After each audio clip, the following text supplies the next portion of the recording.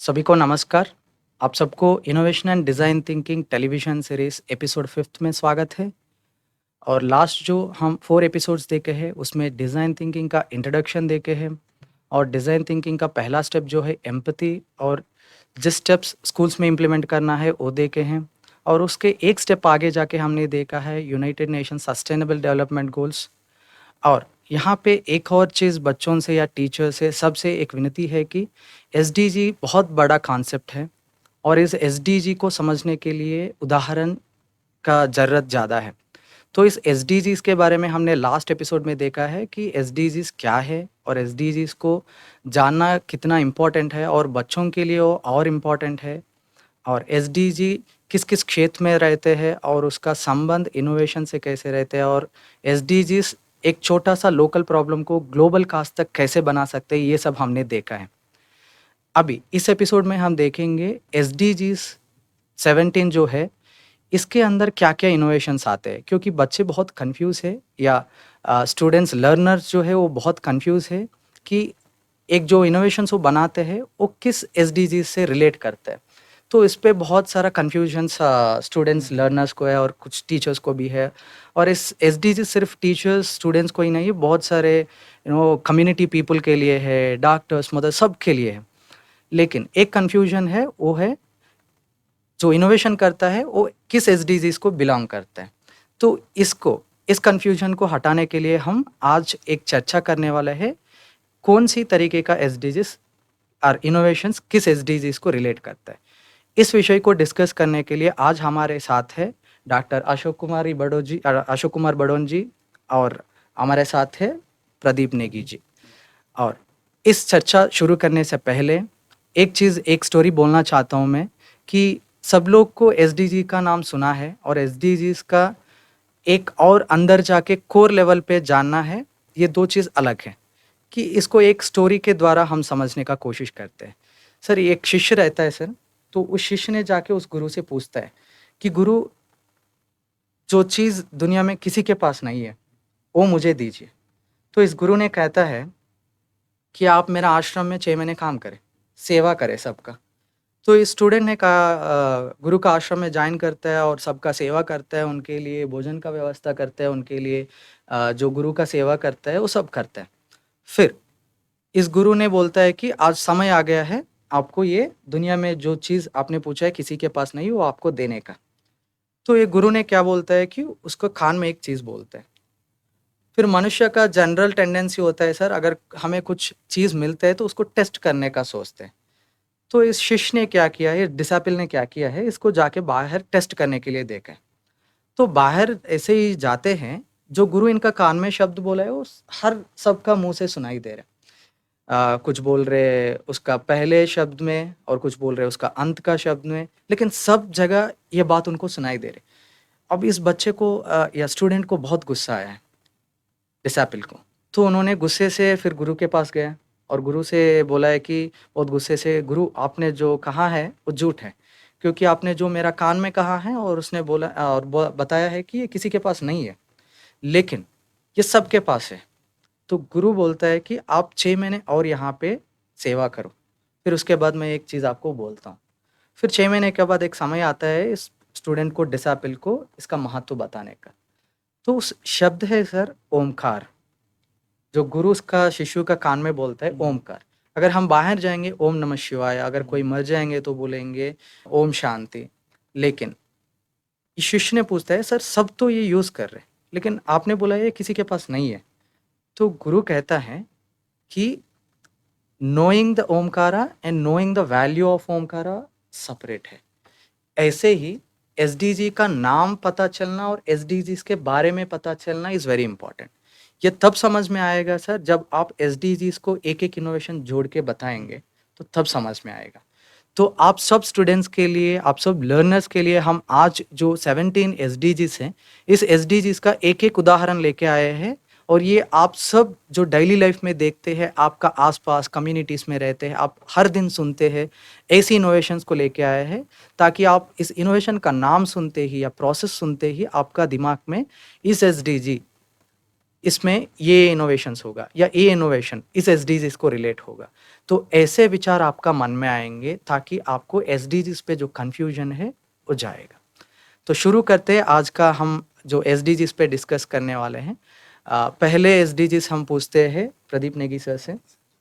Sir, दुनिया में बहुत सारे लोग बोलते हैं कि पॉवर्टी में है, तो एक चीज़ यहाँ पे डिस्कस किया गया तो पॉवर्टी इमोशनल एस्पेक्ट से या कुछ अदर एस्पेक्ट से डिस्कस किया गया, तो बोलते हैं कि किसी के पास कुछ अच्छा गुण रहते हैं, किसी के पास कुछ अच्छा काम करने का दिल रहते हैं, वो कभी गरीब नहीं होते हैं, वो अमीर होते हैं, लेकिन ये स्पिरिचुअली होते हैं। अगर हम जीने का ये संबंध में आते हैं तो पॉवर्टी को मेजर करने के लिए लोगों को 3 बार खाने को मिल रहा है या उसका पढ़ाई के लिए मिल रहा है, कुछ चीज़ें रहते हैं पैरामीटर्स, उसको लेके हम बोलते हैं कि ये गरीब है या ये अमीर है। तो ऐसा ये बहुत बड़ा समस्या है सर, सिर्फ भारत में नहीं है, विश्व भर बहुत समस्या है सर। इसको सॉल्व करने के लिए बहुत सारे लोग कुछ उनका सुझाव देते हैं, इम्प्लीमेंटेशन में आते हैं, लेकिन हम ये जो एसडीजीज डिस्कस कर रहे हैं सर, ये बच्चे कैसे कर सकते हैं? तो इसके लिए इसके ऊपर आप कुछ प्रकाश डालिए सर। ये पॉवर्टी को हटाने के लिए हम क्या कर सकते हैं हमारा लेवल पे? जो स्क्रीन पे आप सबको दिख रहा होगा पॉवर्टी का जो स्लाइड है। यस सर, आप इस पे थोड़ा प्रकाश डालिए। जैसा आप देख रहे हैं कि यहाँ पर एसडीजी जो हमारा है, तो पहला हमारा जो लक्ष्य है जैसे गरीबी, नो पॉवर्टी जैसे हमारा मैसेज है। तो आप देखते हैं कि हमारे देश इंडिया एक गरीब देश है, बोलते हैं लोग पहले से कि क्योंकि यहाँ के अधिकतर जो किसान हैं वो खेती पर निर्भर है, और भारत की खेती लगभग 40 से 55% आज भी मौसम पर निर्भर करती है। और जिस वर्ष वर्षा अच्छी हो जाती है तो किसानों की फसल भी अच्छी हो जाती है और उनको लाभ मिलता है। लेकिन समस्या यहाँ पर आती है कि जो हमारे किसान हैं वो अधिकांश गरीब हैं, और गरीबी के कारण जो समस्या आती है वो जब अपने वो इधर उधर से लोन ले लेते हैं या ऋण ले लेते हैं तो उसको चुका नहीं पाते, क्योंकि उनकी फसल खराब हो जाती है। और वो फसल खराब होने के कारण वो फिर गरीबी ऋणग्रस्ता में जीवन यापन करते हैं, और जिससे कई हमारे जो किसान हैं वो ऋण ना चुकाने के कारण आत्महत्या कर लेते हैं। तो ये गरीबी हमारी ज़्यादातर हमारे जो किसान हैं वो पॉवर्टी लाइन के नीचे रहते हैं या पॉवर्टी में रह रहे हैं, गरीबी रेखा से नीचे रह रहे हैं।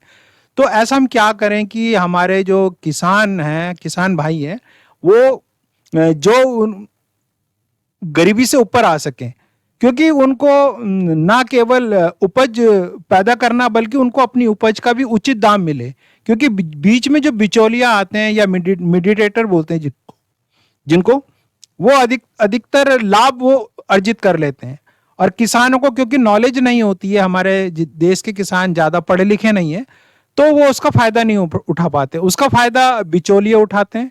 क्योंकि किसान उपज तो उगा लेता है लेकिन उसको मंडी तक जो ले जाने में उसको कई सारी बाधाएं का सामना करना पड़ता है, वहाँ पे उसे नुकसान होता है, और उसको ये नहीं पता होता है कि मार्केट में जो उसने फसल इस समय उगाई है उसका रेट क्या चल रहा है। वहाँ पे उसको बहुत ज़्यादा दिक्कत आती है, लोग उसको गलत इन्फॉर्मेशन देते हैं और लाभ कोई और ले लेता है। तो इस चीज़ को रोकने के लिए हम चाहते हैं कि हमारे जो विद्यार्थी हैं वो कोई ऐसा इनोवेशन करें या ऐसा कोई ऐप डेवलप करें जिससे किसानों को बहुत ज़्यादा लाभ हो, घर बैठे वो जानकारी हासिल कर सके कि मार्केट में इस समय किस उपज का क्या रेट चल रहा है, और उनकी फसल जो उन्होंने अभी किसान लोगों ने लगाई है, और उस फसल की साथ साथ उस पर जानकारी भी मिल जाए कि वो जो फोटो उसमें अपलोड करें कि आपकी फसल में किस प्रकार की फसल है, उसमें क्या क्या न्यूट्रिएंट्स या खाद, बीज, रसायन क्या क्या उसमें डालने चाहिए और कौन से मौसम में लगानी चाहिए। ये सारी जानकारी ऐप के माध्यम से अगर उनको मिलेगी तो एक काफ़ी उनके लिए बेहतर होगा।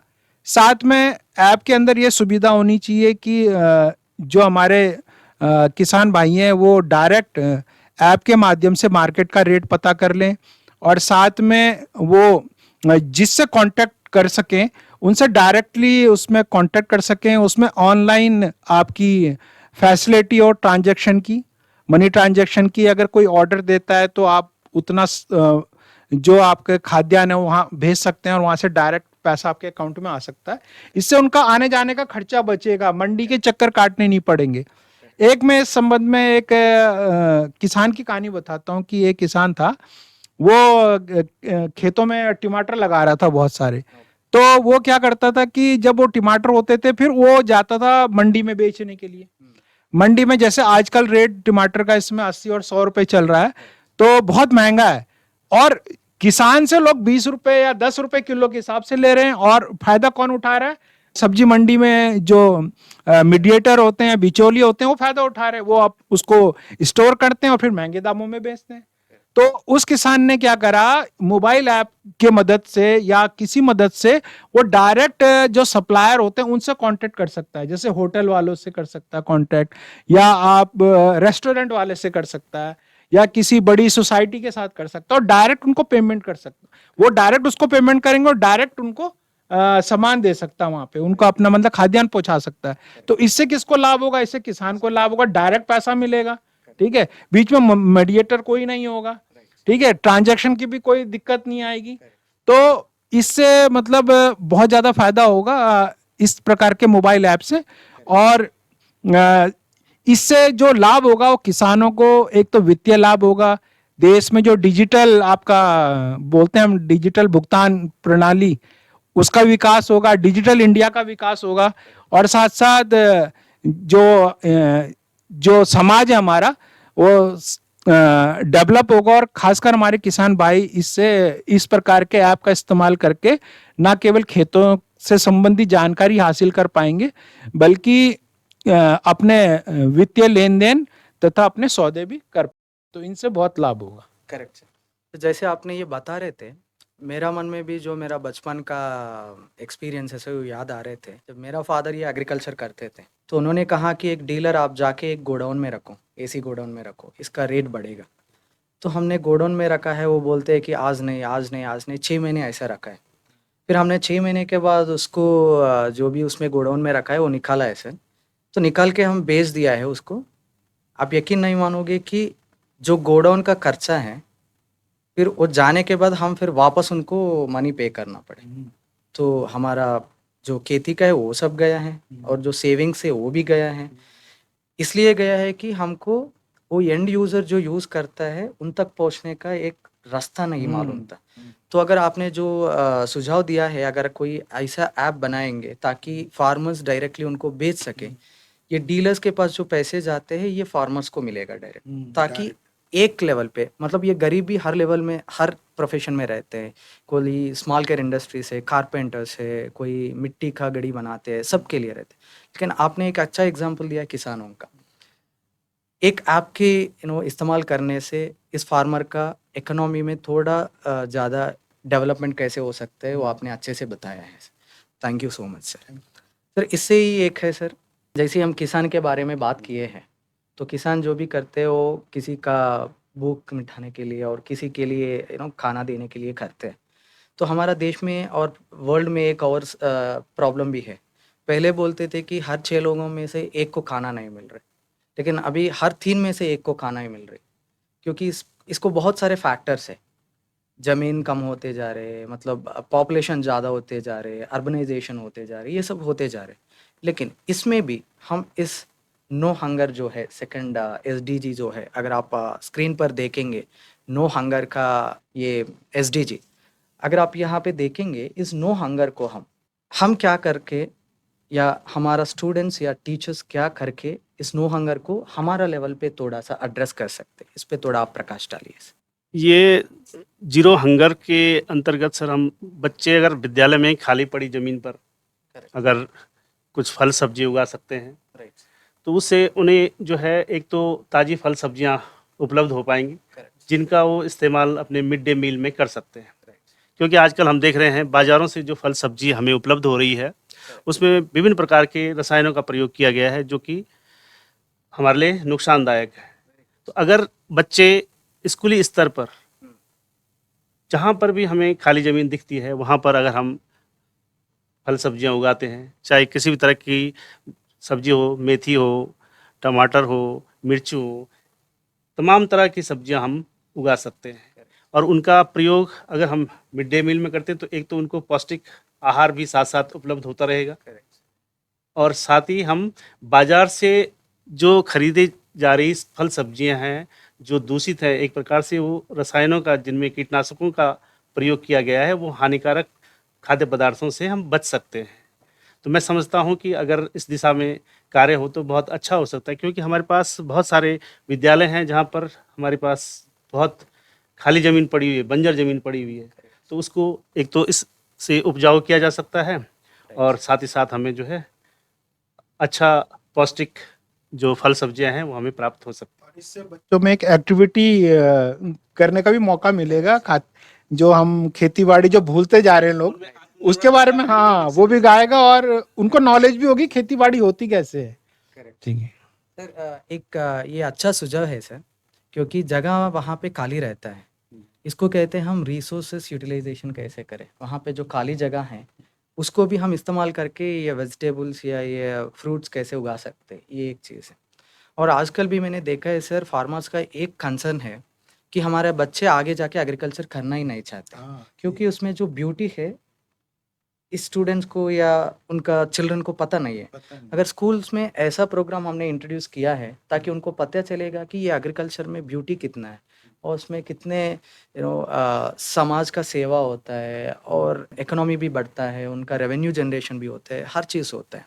Thank you sir. आपने एक पॉइंट बताया है सर, अभी बहुत आजकल का फूड जो है वो केमिकल्स मिलके आ रहा है, तो इससे सबका स्वास्थ्य चले जा रहा है। तो उसी पे कनेक्ट है सर हमारा third SDG, good health and wellbeing. Sir इस गुड हेल्थ एंड वेलबीइंग बहुत इम्पॉर्टेंट है सर। पहले होते थे कि कुछ उम्र होने के बाद आपको ये डिसीजेस आएगा, 30 होने के बाद आपको ये आएगा, 40 होने के बाद आपको ये आएगा, लेकिन आजकल ऐसा नहीं है। आजकल तो स्कूल बच्चों को आ रहे हैं, या 10 इयर्स का, 11 इयर्स का। अभी अभी मैं प्राइमरी स्कूल्स में भी देखता हूँ उनका इतना बड़ा फोकल लेंथ का स्पेक्स यूज़ किया जाता है किसी को, और डिफरेंट डिफरेंट डिसीजेस आ रहे हैं सर। ये मैं समझ सकता हूँ, ये जो फूड हमारा हैबिट्स है आजकल का, तो इससे भी हो सकता है, लेकिन इससे जो पहला सुझाव था उससे हम थोड़ा सा हल निकाल सकते हैं। और इसके लिए आपके पास कुछ सुझाव है सर, ये हेल्थ एंड वेलबीइंग में कुछ करने के लिए? हाँ, जैसे आपने देखा कि हमारे देश में अधिकांश जो ग्रामीण जनसंख्या है वहाँ पे पानी की बहुत बड़ी समस्या है। वो अधिकतर क्या करते हैं कि ऐसा जगह से पानी ले लेते हैं जो दूषित होता है, और शहरी इलाकों में क्या होता है कि लोग फिल्टर और आपका एक्वागार्ड इसका पानी पीते हैं, लेकिन गांव में बहुत बड़ी समस्या है। और दूसरा क्या होता है, जो ये उपकरण होते हैं बहुत कॉस्टली होते हैं, ये 10,000 से 20,000 के बीच में होते हैं। तो इन उपकरणों को हर एक आदमी परचेस नहीं कर पाता, बहुत ज़्यादा खर्चा आता है, और फिर उसके बाद रख रखाव में भी बहुत खर्चा आता है, फिल्टर बदलने पड़ते हैं बार बार। तो इसके लिए कोई इनोवेशन अगर हमारे स्कूल के छात्र करते हैं, या कोई ऐसी डिवाइस कुछ जगह पे मैंने देखी है, तो वो बहुत सस्ती और हल्की हैं, जो डायरेक्ट नल पे लग जाती हैं और उससे पानी फिल्टर हो जाता है। तो उससे क्या होगा कि बहुत राहत मिलेगी ग्रामीण क्षेत्र के जितने भी लोग होंगे। तो उसमें जैसे मैंने देखा है कि एक प्लास्टिक की बोतल होती है या बॉक्स सा बना होता है, जिसमें फिल्टर होता है, पेपर होता है, चारकोल होता है, थोड़ा सा रेत भी उसमें मिक्स होता है, जिससे वो ऊपर से पानी छन कर आता है। बाद में उसमें हम यूवी अल्ट्रावायलेट रेस के प्रयोग करके उसमें जो बैक्टीरिया जर्म्स होते हैं उनको हम उसमें मार देते हैं। तो जो ये शुद्ध पानी की जो समस्या है वो काफ़ी हद तक दूर हो सकती है, क्योंकि बहुत जगह पानी तो अवेलेबल है लेकिन दूषित है। आपने देखा होगा दिल्ली, बड़े बड़े जो मेट्रोपॉलिटन शहर हैं, वहाँ जो पानी जब नलों पे आता है, घर में जब उसको यूज़ करते हैं तो बहुत ज़्यादा पॉल्यूटेड होता है।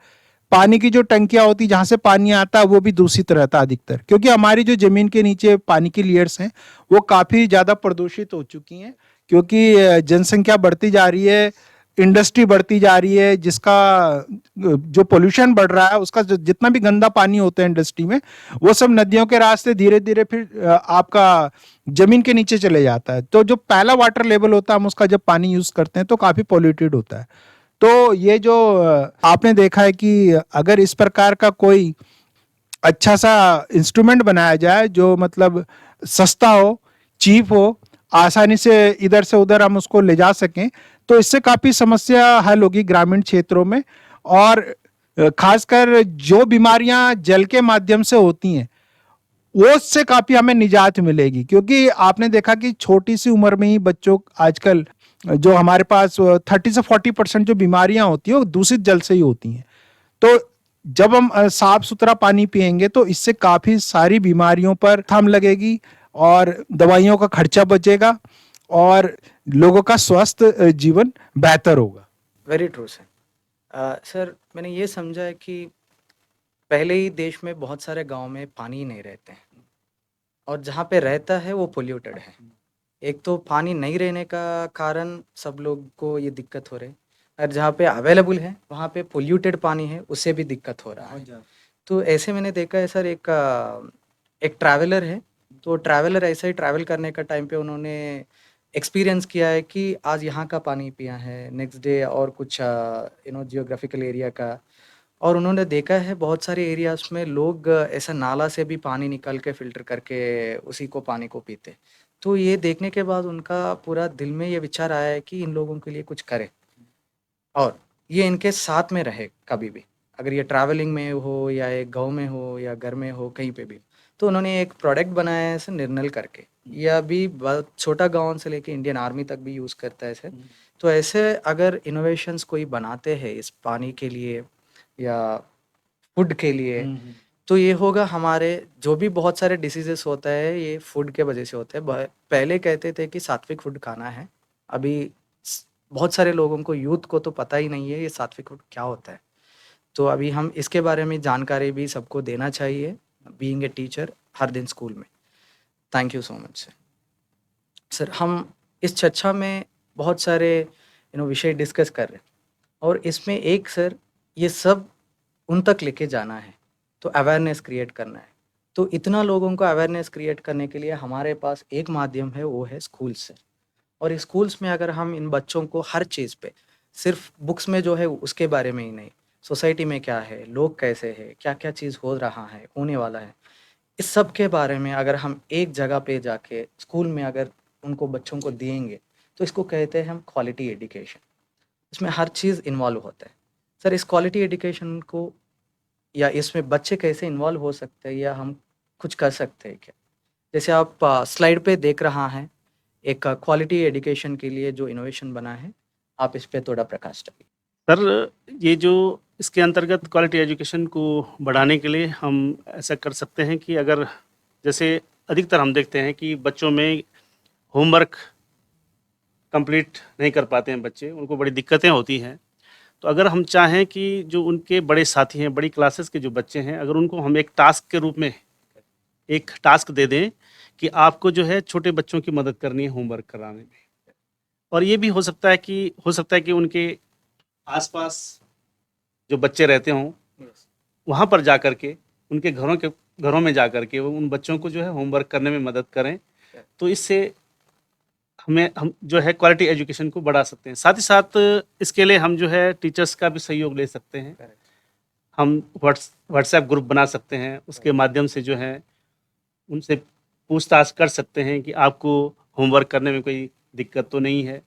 तो अगर हम ऐसा करें तो बड़े बच्चों का मदद लेकर के, बड़े बच्चों की जो अगर मदद लेते हैं हम, तो ये ज़्यादा बेनिफिशियल हो सकता है। Very true sir.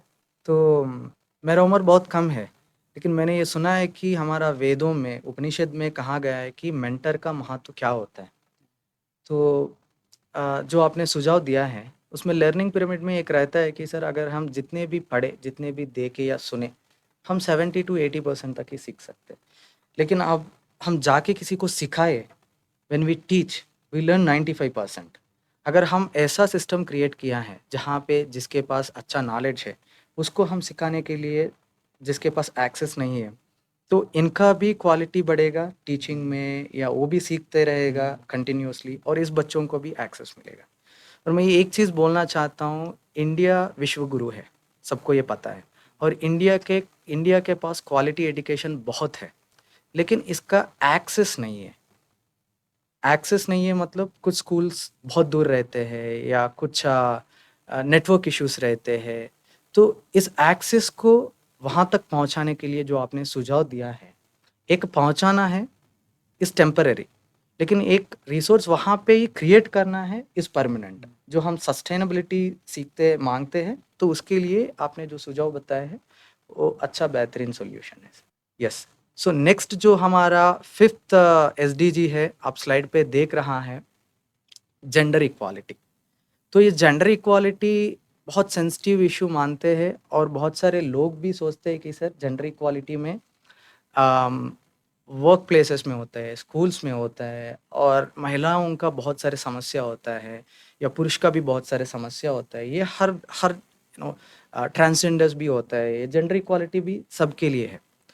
तो यहाँ पे मैं एक चीज़ बोलना चाहता हूँ कि ये जो बायोलॉजिकल प्रोसेसेस होता है, मेंस्ट्रुअल टाइम्स आता है लड़कियों का या स्कूल में कभी भी होता है, तो मैंने देखा है सर इस मेंस्ट्रुअल टाइम या पीरियड जो आता है, तो जो वुमेन रहता है या लड़की स्कूल्स में रहता है, ये बोलने के लिए शर्माते हैं। वो सोचते हैं कि ये कुछ सीक्रेट है या कुछ बोलने का चीज़ नहीं है, ऐसा सोचते हैं।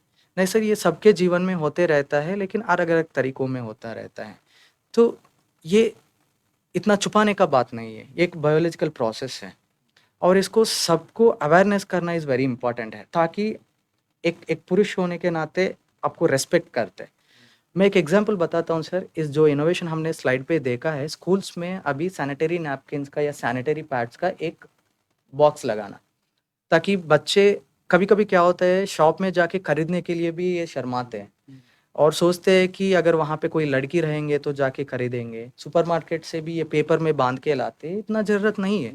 ये सबको पता है और ये सबको पता चलना चाहिए। और एक ने क्या किया है सर, ऐसे ही उनका वाइफ़ का जो ब्लीडिंग होता है, तो ब्लीडिंग देखा है, उसका वाइफ़ ने उसको थोड़ा कवर करते जा रहा है। तो इनको वो अच्छा नहीं लगा। उनको लगा है कि उनका वाइफ़ कुछ दिक्कत फ़ेस कर रहे हैं या उनको प्रॉब्लम हो रहा है। तो वो जाके उनसे वाइफ़ से पूछा है कि आपको क्या हुआ? वाइफ़ ने कहा, ये आपका बोलने का बात नहीं है, ये सबके बोलने के लिए नहीं है। तो उन्होंने कहा, मैं आपका हस्बैंड हूँ और इस समाज में हम सब मनुष्य हैं। स्त्री-पुरुष बाद में हैं, हम सब मनुष्य एक-दूसरे का प्रॉब्लम समझने का कोशिश कर रहे हैं। तो उन्होंने बताया भी नहीं। तो इन्होंने थोड़ा जानकारी लिया है और उन्होंने सोचा है कि इस प्रॉब्लम को हटाने के लिए कुछ करें। तो महिलाओं के पास जाके इंटरव्यू करने के लिए देखा है। बहुत सारे महिलाएँ सर, उनको गाली दिया है, उनको पास में ही आने नहीं दिया है, उनको बोलते हैं कि समाज से उनको बहिष्कार करें, गाँव में से बहिष्कार करें, बहुत सारे प्रॉब्लम्स फेस किया है इन्होंने। फिर उनको लगा है कि उनका वाइफ़ से ही पूछते हैं। सब लोग इनको गाली देना शुरू किए और उनका वाइफ़ को भी लगा अभी इसको इसके साथ रहना ही नहीं। अभी जाके इन्होंने पूछा उनका वाइफ़ को, मुझे बताएँ। वो एक स्लैप मार के चले गए उनको। वो डाइवोर्स भी दे दिया है सर उनको, जहाँ तक गया है। तो फिर यस सर, तो फिर क्या हुआ है, इस बंदा ने छोड़ा भी नहीं। जो ब्लीडिंग होता है मेंस्ट्रुअल टाइम पे, उन्होंने एक आर्टिफ़िशियल बॉटल रखा है, जब पैदल करते हैं, साइकिल चलाते हैं, उस टाइम पे उन्होंने आर्टिफ़िशियली ये ब्लीडिंग करके देखा है। तो उस टाइम में क्या होता है, और उसके लिए एक सैनिटरी पैड्स बनाया है, जो चीप है, सबके पास जाना चाहिए, जो सस्ता है। फिर ये लेके जाने के बाद सब लोग उनको कहा है कि आप पागल हो गए क्या? ये क्या कर रही है? सबको क्यों इस पे अवेयरनेस क्रिएट कर रही है? ये अंदर-अंदर होना चाहिए। तो इनका इनोवेशन देख के बहुत सारे कंट्रीज़, 12 कंट्रीज़ या 13 कंट्रीज़ इसका इनोवेशन जो है वो खरीदने के लिए आए हैं। इन्होंने इनोवेशन दिया ही नहीं है सर, क्योंकि मैंने ये जो बनाया है मशीन, ये सस्ते में उनको जो नैपकिन्स यूज़ करता है, सैनिटरी पैड्स यूज़ करता है, उस वो देने के लिए। तो देखिए सर, एक पुरुष होने के बाद भी स्त्री का समस्या समझ के उनके लिए कुछ इनोवेशन किए। ऐसा पुरुष लोगों का भी स्त्री बहुत समस्या का हल निकाल के आ रहे, और एक ट्रांसजेंडर्स का भी अभी उनको वोटिंग का भी राइट्स मिल रहा है। तो ये हर जगह होना चाहिए सर, सबको समान जो राइट्स बोलते हैं, इक्वल राइट्स, वो आना चाहिए सर। तो हमारा विनती ये है, स्कूल में भी आप जब बोलते हैं कि आप बच्चे ग्रुप्स में बैठे, तो उस ग्रुप्स में एंश्योर कीजिए गर्ल्स और बॉयज़ बैठ के एक्सपेरिमेंट करें, ताकि उनको समझ सके इनका विचार कैसे होता है, हमारा विचार कैसे होता है। एक दूसरे को रेस्पेक्ट करना इधर ही से सीखता है। तो ये एक चीज़ है सर। क्लास में भी ऐसे नहीं बिठाते बच्चों की, गर्ल्स की लाइन है, बॉयज़ की, करेक्ट, मिक्स बिठाते हैं। वो इक्वालिटी रहती है उनमें फिर। राइट। सर हम आगे की तरफ चलते हैं सर, अगर आप स्लाइड पे देखेंगे, अभी हमारा जो 6th एसडीजी है सर, वो क्लीन वाटर एंड सैनिटाइजेशन।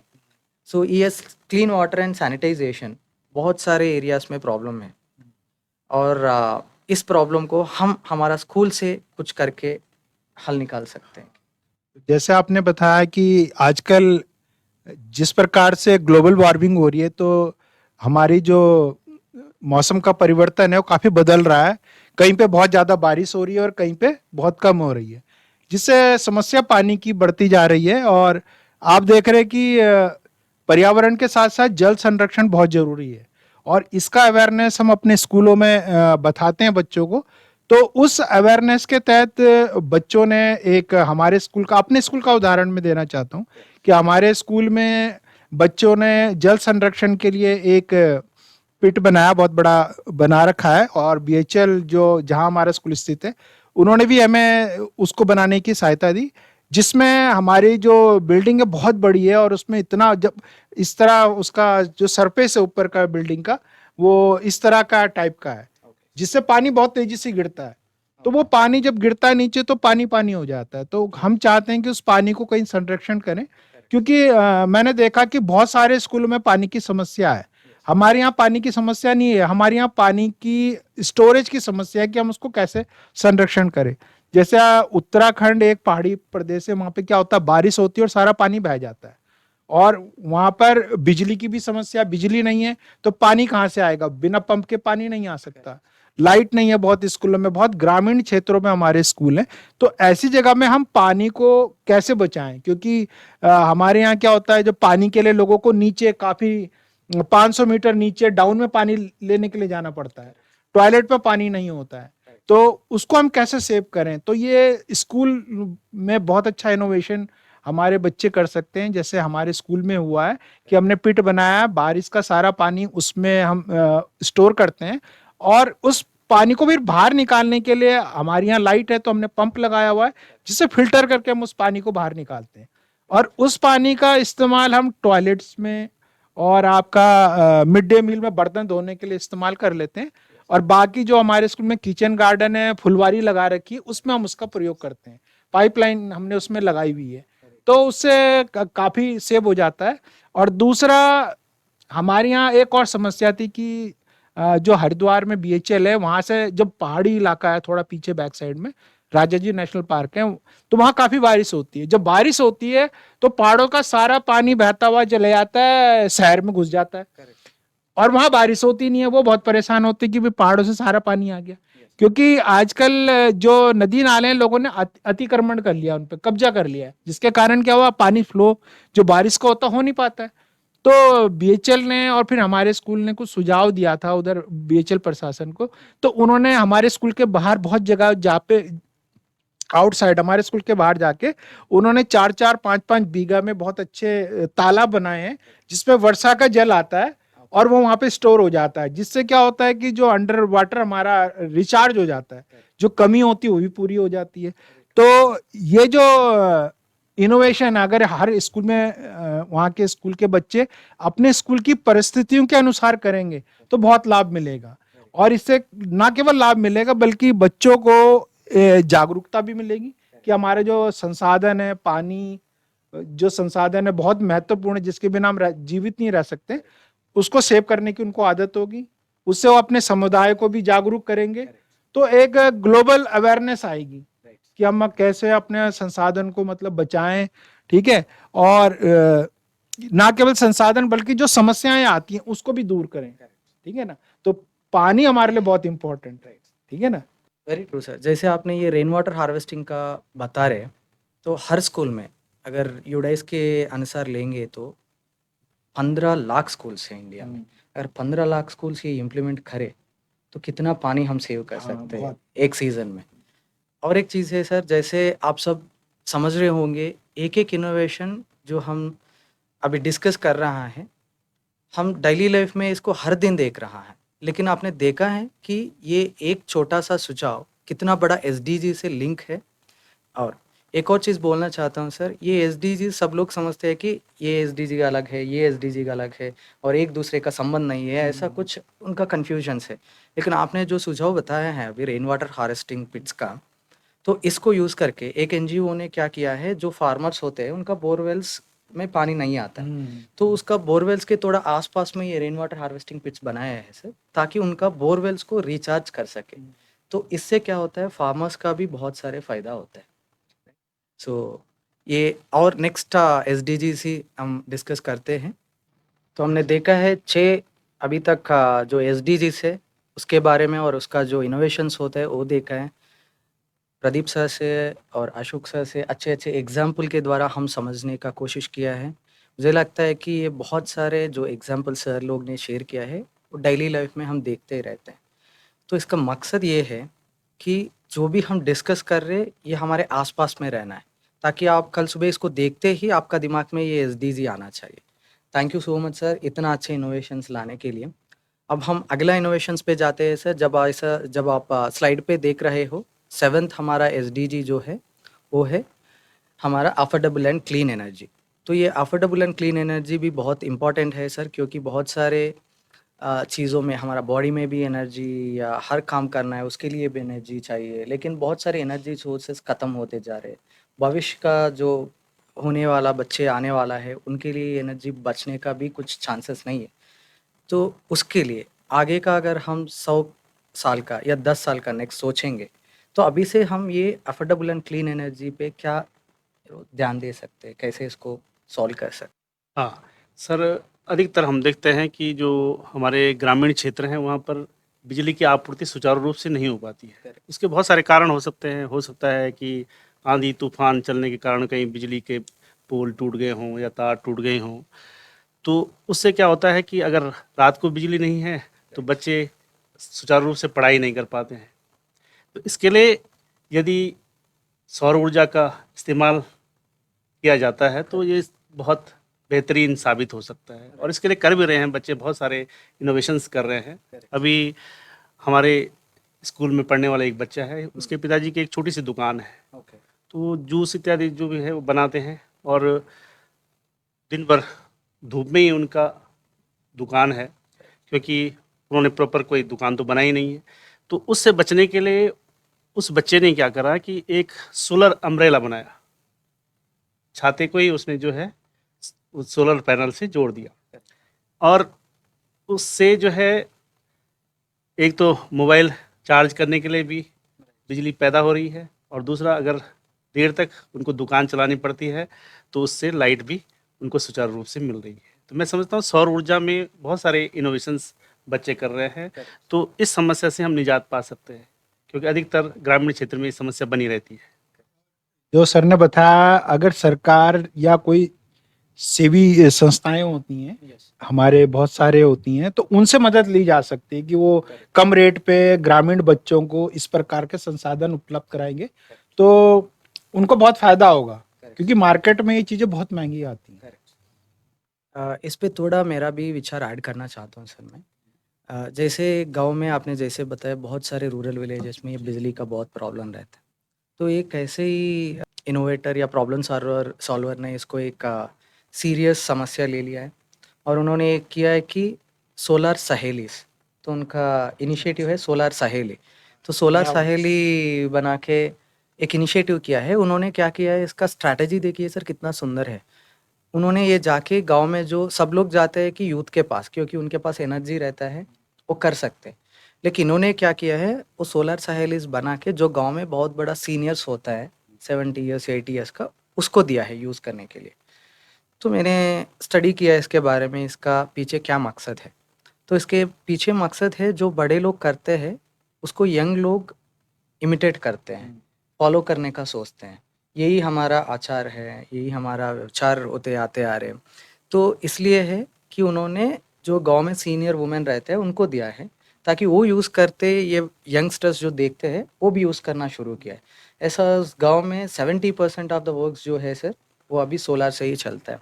अभी एक देखा है लास्ट 2-3 ईयर्स कोरोना का टाइम पे, एक महिला ने उसका पूरा घर को सोलर से ही चलाते हैं, सिर्फ 1% भी बाहर से इलेक्ट्रिसिटी नहीं लेते हैं। तो ऐसे-ऐसे और ये सब जो सोलर पैनल से या ये सब जो इंडस्ट्रीज़ है, ये सब बहुत सारे इंडस्ट्रीज़ काम करते हैं। तो और इसको हम वर्क में लेते हैं, सबका अलग-अलग वर्क होते हैं। तो इसी के संबंध में हमारा नेक्स्ट एसडीजी जो है वो आएगा सर। आप जैसे स्क्रीन पे देख रहे होंगे, हमारा नेक्स्ट एसडीजी जो है वो है decent work and economic growth. तो ये जो decent work and economic growth है, इस पे क्या हम कुछ प्रकाश डाल सकते हैं क्या? क्या-क्या बच्चे कर सकते हैं डिसेंट वर्क या वर्क कल्चर को समझने के लिए? सर आपने कहा कि आजकल जो हस्तशिल्प कला है उसका डाउनफॉल चल रहा है, तो उसको हम कैसे बढ़ाएं कि हमारे जो परंपरागत, हमारे जो पूर्व में जो हमारे हस्तकला थे, उनको कैसे इम्प्रूव किया जाए कि ताकि लोगों को उससे रोजगार से भी जोड़ा जा सके। तो जो हमारी नई शिक्षा नीति आई है अभी 2020 की, उसमें व्यावसायिक शिक्षा को एक बहुत इंपॉर्टेंट पार्ट में रखा है और उसी के तहत विद्यालयों में नए शिक्षक नियुक्त किए गए हैं और विषय भी दिए गए हैं। हमारे विद्यालय में भी आया विषय। तो इन जो हस्तशिल्प कला है, तो इसको बढ़ावा देने के लिए स्कूल स्तर पे पहले तो क्लब का स्थापना होनी चाहिए और वहां पर रूपरेखा बनानी चाहिए कि हमारे विद्यालय में जो छात्र आते हैं वो कौन सी मतलब सोसाइटी से आते हैं, कौन से परिवेश से आ सकते हैं, आते हैं, तो उसके अनुसार ही उस प्रकार के हस्तकला का बढ़ावा दिया देना चाहिए। जैसे इसमें बहुत सारे विषय हो सकते हैं, जैसे मूर्ति कला हो गई आपकी, चित्रकला भी हो गई आपकी, उसके बाद बहुत जगह पर आपके बुनाई कढ़ाई, ठीक है ना, और आपका मिट्टी के बर्तन बनाने की कला हो गई, तो जो छूटती जा रही है। तो ये बहुत इंपॉर्टेंट है कि बच्चे, क्या होता है कि कुछ बच्चे का ध्यान पढ़ाई की बजाय इनमें बहुत इंटरेस्ट होता है उनको, तो ऐसे बच्चों को हमारा काम है उन्हें छांटें कि कौन सा बच्चा किस कला में निपुण है। और इसी को देखते हुए उत्तराखंड सरकार ने या हमारे कई विद्यालयों में प्रतिभा दिवस मनाया जाता है लास्ट शनिवार के दिन, जिसमें बच्चों के अंदर जो भी वो होती प्रतिभा होती है उसको निखारा जा सके। तो ये बहुत अच्छा एक इनिशिएटिव है जिसको हम इस्तेमाल कर रहे हैं। और इसी को देखते हुए हमारे यहाँ का एक छात्र था जो जिसकी कला बहुत अच्छी थी, मतलब वो पोर्ट्रेट इतना अच्छा बनाता था और उसको सारे टीचरों ने मोटिवेट किया कि आप इसी काम पे जाओ। तो आज उसने यूनिवर्सिटी लेवल पे जाकर वही सब्जेक्ट लिया है ताकि मैं इसको और निखार सकूं। तो ये जो हमारा हस्तशिल्प कला है, इसमें क्लब के माध्यम से ना केवल छात्रों को हम बाहर से एक्सपर्ट को बुलाएं ताकि वो छात्रों को जो जिस फील्ड में काम करना चाहता है उस फील्ड के बारे में उसको गहन जानकारी दे, साथ में छात्रों को जो वस्तुएं वो बनाएंगे इससे, जैसे कारपेंट्री हो गई या आपके कढ़ाई बुनाई होगी, उन वस्तुओं को आप मार्केटिंग कैसे करोगे, सबसे इंपॉर्टेंट है। तो जब तक आप मार्केटिंग नहीं करोगे, उन वस्तुओं को बेच नहीं पाओगे, तो फिर उनको बनाने से कोई फायदा नहीं होने वाला, ठीक है ना। तो वो भी जानकारी बच्चों को देनी चाहिए, एक व्यवसायिक पूरा मतलब एक तरीका कि आपने क्या प्रोडक्ट बनाया, मार्केट में इसका क्या रेट है, आपको इसको कैसे क्लासिफिकेशन करना है कि आपका प्रोडक्ट कौन सा कितनी कीमत में जाएगा, कौन सा किसकी कीमत में आएगा। और इसके साथ साथ बच्चों में इससे कौशल विकास होगा। कौशल विकास होने से क्या होगा कि उनके अंदर जागरूकता आएगी कि हम हमारा जो पुराना जो परंपरा कला जिसमें हमारा परिवार था उसको हम कैसे आगे बढ़ाएं। तो जैसे उदाहरण और भी, जैसे उत्तराखंड में आपके जैसे जो पहाड़ी इलाके, ग्रामीण पहाड़ी इलाके जहाँ पर भेड़ बकरियां बहुत होती हैं, वहाँ के लोग भेड़ बकरियों की ऊन से बहुत शानदार वस्त्र बनाते हैं, मतलब गर्म कपड़े बनाते हैं। तो ऐसे स्कूल जो उनके आसपास रहते हैं वहां इस प्रकार का प्रशिक्षण बच्चों को मिले तो वो आगे जाके अपने पैरों में खड़े हो सकते हैं और इससे क्या होगा कि उनकी आर्थिक स्थिति भी सुधरेगी। तो ये एक बहुत अच्छा प्रयास है जो सरकार ने नई शिक्षा नीति में इसको लागू किया है। हस्तशिल्प का संरक्षण किया जा सकता है उसमें। बहुत बढ़िया। और एक चीज़ मैंने देखा है सर, बहुत सारे स्टूडेंट से मैंने पूछा है कि आपका पेरेंट्स क्या करते हैं, उनको पता ही नहीं है सर, और वो जानने के लिए भी क्यूरियस नहीं है कि वो कुछ भी करे, हमें क्या है। तो ऐसा लोग है, और किसी को पता है वो बोलने के लिए शर्माते हैं। तो मैंने देखा है किसी का फादर वॉचमैन है या किसी का फादर सिक्योरिटी गार्ड है, वो बोलने के लिए शर्माते हैं कि ये डिसेंट वर्क जो आता है इसमें डिग्निटी ऑफ लेबर रहता है कि अपना काम अपने लिए बहुत महत्वपूर्ण है। और ये अगर बच्चे समझ सके अभी से तो बहुत बदलाव आ सकता है। और आप जैसे ने कहा कि एक जो ये कलाएं हैं ये अभी कहीं पे दिखने के लिए भी कुछ कला अभी नहीं रहते हैं कि जैसे लुप्त हो रहे। तो मैंने एक देखा है सर, तेलंगाना में निर्मल आर्ट्स, निर्मल पेंट्स रहता है। इसका जो निर्मल टॉयज बनाते हैं ये निर्मल टॉयज बनाने का पेड़ जो है अभी ये 60 बचा है, और इसको फिर से उस लेवल मैच्योरिटी तक ये प्लांट्स को लाना है तो 10 साल लगेगा। मतलब 10 साल तक ये खला ही नहीं रहेगा। और करने का फैमिली से 2 सर, और उसका बच्चे या उसका जो सन या उसका डॉटर है उसको आगे लेके नहीं जाने के लिए इंटरेस्ट नहीं है, क्योंकि उनको इस कला का महत्व पता नहीं है। तो हम ऐसे जो आपने बताया है स्कूल्स में, उत्तराखंड गवर्नमेंट में बहुत अच्छा इनिशिएटिव लिया है कि प्रतिभा का दिवस। तो ऐसे क्या होता है, एक कहावत है सर कि you start identifying the strengths of people and riding on them. एक व्यवस्था जब सक्सेस होगा, उसका जो स्टेक होल्डर्स रहते हैं उसका स्ट्रेंथ्स आइडेंटिफाई करके उस पे राइड करना सीखें। अभी क्या होता है कि सब 100 लोग रहते हैं कि 100 लोगों को स्विमिंग करने के लिए बोलते हैं कि सब लोग फेल हो जाते हैं। किसी को स्विमिंग करने का आता है, किसी को ट्रैकिंग करने का आता है, तो वो प्रतिभा जानना is very important. I am really moved with this concept of like प्रतिभा दिवस जो बनाते हैं। मैं सबको विनती करता हूँ ये प्रतिभा दिवस आपका घर में भी करें, आप सैटरडे को या शनिवार को, संडे को आपका कम्युनिटी में भी बैठते हैं वहाँ पे भी करें, हर जगह इसको इम्प्लीमेंट करें ताकि आपका कम्युनिटी में किस किस के पास क्या प्रतिभा है वो भी आपको जानने के लिए मिलेगा। तो नेक्स्ट आगे बढ़ते हैं सर हमारा एक और एसडीजी से। जैसे आपको स्क्रीन पे दिख रहा है हमारा 9th एसडीजी है sir, industry, innovation and infrastructure.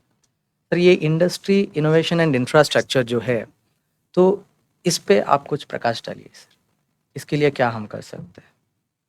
Sir इसमें चूंकि आप अधिकतर देखते हैं कि पर्वतीय क्षेत्रों में विशेष रूप से बरसात के समय में जो पुल होते हैं वो टूट जाते हैं या बह जाते हैं। बच्चों को स्कूल तक आने जाने के लिए बहुत दिक्कतें होती हैं। तो अगर बच्चों को आसानी से कैसे विद्यालय तक पहुँचें, क्योंकि बीच में जो छोटे नदी नाले आते हैं वो उफान पर होते हैं। जब बरसात का मौसम होता है बहुत ज़्यादा उफान पर होते हैं, तो कभी कभी क्या होता है कि एक गांव का दूसरे गांव से संपर्क भी टूट जाता है। तो इसके लिए संपर्क स्थापित करने के लिए अस्थायी पुलों का निर्माण किया जा सकता है। उसके लिए जो हमारे पास जो संसाधन है, स्थानीय स्तर पर जो उपलब्ध संसाधन है, उनसे हम अस्थायी पुल तैयार कर सकते हैं। और इसके लिए अगर हमारे आसपास बांस है तो बांस के लट्ठों का प्रयोग करके या लकड़ी के जो फट्टे होते हैं उनको जोड़ करके अस्थायी पुल तैयार कर सकते हैं। और कुछ जगह किए भी हैं। हमारे बहुत सारे ऐसे सुदूर ग्रामीण क्षेत्र हैं जहाँ पर आने जाने के लिए इस तरह के रास्ते बनाए गए हैं नदी नालों के ऊपर से, खासकर उत्तराखंड में। ये एक इतना अच्छा एग्जाम्पल है सर कि सब लोग समझते हैं कि ये ब्रिड्ज बनाना या ऐसा काम करना ये इंजीनियर का समझता है या किसी और का समझता है, और ये हमारा खुद का रिस्पॉन्सिबिलिटी भी होता है सर। और एक सुंदर का बात है सर, ये जो बनाया है ब्रिड्ज, ये कहीं पे आर्टिफिशियल मटेरियल लाके नहीं बनाया है, जो नेचुरल मटेरियल अवेलेबल है नेचर में उससे बनाया है। बहुत सुंदर की चीज़ है सर। इनोवेशन, इंफ्रास्ट्रक्चर और ये इंडस्ट्री जो है बहुत बड़ा कॉन्सेप्ट है, लेकिन आप जो स्कूल्स का रिलेवेंट कॉन्सेप्ट रहता है, हम जहाँ पे पहाड़ एरिया में रहते हैं, रिवर्स का सिटी बोलते हैं, स्टेट बोलते हैं उत्तराखंड को, तो इस कॉन्टेक्स्ट में लाके आपने बताया है, ये बहुत सुंदर का चीज़ बोला है सर। आगे बढ़ते हैं सर हम इस एसडीजी 10 नंबर पे। तो हमारा 10 नंबर एसडीजी है, जैसे आपने स्क्रीन पर देख रहा होगा, ये है सर रिड्यूस इनइक्वालिटीज। सर आप इस पे थोड़ा प्रकाश डालिए।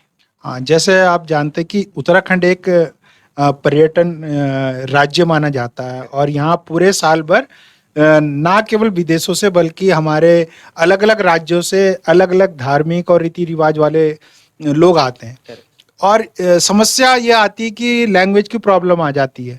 और मैं तो हरिद्वार में रहता हूँ, तो हरिद्वार में तो आपको पता पूरे वर्ल्ड से लोग आते हैं। साउथ इंडियन आते हैं और आपके पंजाब से आते हैं, आपके कर्नाटक, केरल सब जगह से आते हैं। और ऋषिकेश में तो अधिकतर विदेशों से बहुत आते हैं। अब सबसे बड़ी समस्या ये तब आती है जब वो लोग दुकानदार के पास सामान खरीदने जाते हैं। तो वहाँ पे क्या होता है कि वो अपनी भाषा बोलते हैं, दुकानदार समझ नहीं पाता, क्योंकि यहाँ के जो स्थानीय लोग हैं, पहाड़ के लोग, वो गढ़वाली भाषा बोलते हैं। ठीक है, उनको हिंदी तो आ जाती है समझ में, लेकिन इंग्लिश उनको समझ में नहीं आती। और हमारे यहाँ जो बहुत सारे पर्यटन स्थल होते हैं वहाँ पर या तो इंग्लिश में लिखा होता है या हिंदी में, कोई रीजनल लैंग्वेज में नहीं होता है। तो हम मतलब हमारे स्कूल के छात्र इस संबंध में प्रयास कर सकते हैं या प्रोजेक्ट के माध्यम से कोई ऐप डेवलप कर सकते हैं या किसी तकनीकी विशेषज्ञों की मदद ले सकते हैं कि हम कोई ऐसा ऐप बनाएं जिसमें लैंग्वेज जो हमारा बैरियर है आसपास वो दूर हो जाए। तो वो ऐप ऐसा होना चाहिए ताकि उसमें कोई भी भाषा हो वो आसानी से कन्वर्ट हो जाए। वैसे आजकल बहुत सारे ऐप हैं लेकिन उनमें कई सारी प्रॉब्लम्स आती हैं, तो हम चाहते हैं कि इस प्रकार का ऐप हो कि उसमें जैसे वो इंग्लिश में अगर कोई सामान खरीदने के लिए वो अपनी भाषा इंग्लिश में बोले तो वो जो दूसरा जो बेचने वाला है उसको वो उस लैंग्वेज को अगर वो इंग्लिश में बोलता तो कन्वर्ट होके उस हिंदी में आ जाए या गढ़वाली भाषा में आ जाए, और जो वो गढ़वाली भाषा और हिंदी में बोलता वो उसको इंग्लिश में ट्रांसलेशन हो जाए। तो इससे क्या होता है आपस में इंटरेक्शन बहुत आसानी से हो जाएगा। और ऐप इस प्रकार का भी होना चाहिए कि जहाँ पे हमारे, क्योंकि बहुत जो फॉरेनर आते हैं वो अधिकतर पर्यटन स्थल के साथ साथ वो जो हमारे फेमस टूरिस्ट प्लेस होते हैं या मॉन्यूमेंट्स होते हैं वहाँ जाते हैं, ना केवल उत्तराखंड में, इंडिया में भी कहीं भी जाते हैं, तो वहाँ आपने देखा होगा बाहर इंग्लिश में और हिंदी में इंफॉर्मेशन होती है।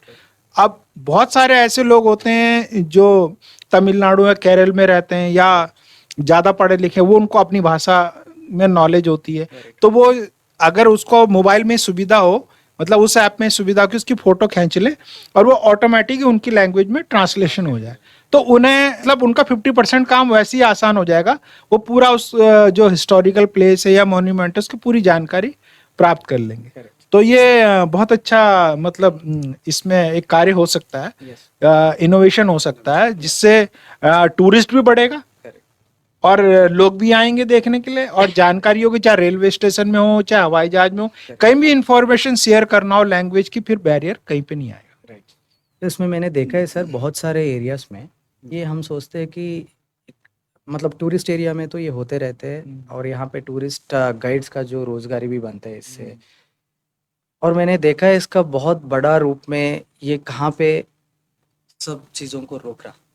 जैसा अभी एक हैदराबाद में एक कंपनी है, वो एमएनसी बोलते हैं कि हर स्टेट में रहता है, या कुछ जॉब उनको किसी और स्टेट में मिलता है, या कुछ वहाँ पे स्टेट में लर्निंग के लिए अच्छा चीज़ें होते हैं, तो बच्चे वहाँ पे जाके वो चीज़ सीखने के लिए भी तैयार नहीं है, क्योंकि वो डरते हैं कि वहाँ पे हमारा लैंग्वेज रहते ही नहीं है, और वो सोचते हैं कि लैंग्वेज देख के, जब कभी कभी क्या होता है लैंग्वेज में थोड़ा रफनेस आता है, कुछ लोग मृदु स्वभावी होते हैं, लेकिन सबका कान में तो ये जो रफनेस है ये सुनाई देते हैं।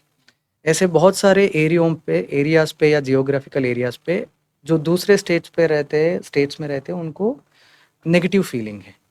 ये सब नेगेटिव फीलिंग्स निकालना है। हमारा इंडिया है, सबके लिए है, आप कहीं पे भी जाओ आप जी सकते हैं, या सबके लिए रिसोर्सेस रहता है। इसलिए है कि जो जॉब मार्केट में रहता है उनका ग्रोथ एग्जैक्टली और एक्सक्लूसिवली ये बोलना चाहूँगा कि मैं जॉब मार्केट में जो रहता है उनका ग्रोथ या प्रमोशंस इसलिए नहीं आ रहे कि वो दूसरा जगह ट्रांसफ़र होने के लिए नहीं देख रहे, और इसमें कॉन्सेप्ट रहता है कि सर हमारा भी प्रमोशंस होते रहता है, ट्रांसफर्स होते रहते हैं। इसका मतलब है कि हम एक जगह ज़्यादा देर नहीं रुकना है। जैसा पानी अगर एक जगह ज़्यादा देर रुके हैं वो खराब होते हैं, उस पर मच्छर आते हैं, तो ऐसे ही हम भी फ्लो में रहना है एक नदी जैसा, तभी फ्रेश नॉलेज रहता है, फ्रेश रहता है। तो ऐसे ही है सर, हर कंपनी में आप अगर एक पोस्ट में है तो आप 3 साल या 4 साल, ज़्यादा से ज़्यादा 3 साल रहना है, फिर नेक्स्ट करना है। अगर नहीं तो आपका लर्निंग ग्रोथ नहीं रहेगा, आपका कुछ भी फिनेंशियल ग्रोथ नहीं रहेगा, कुछ भी नहीं रहेगा सर।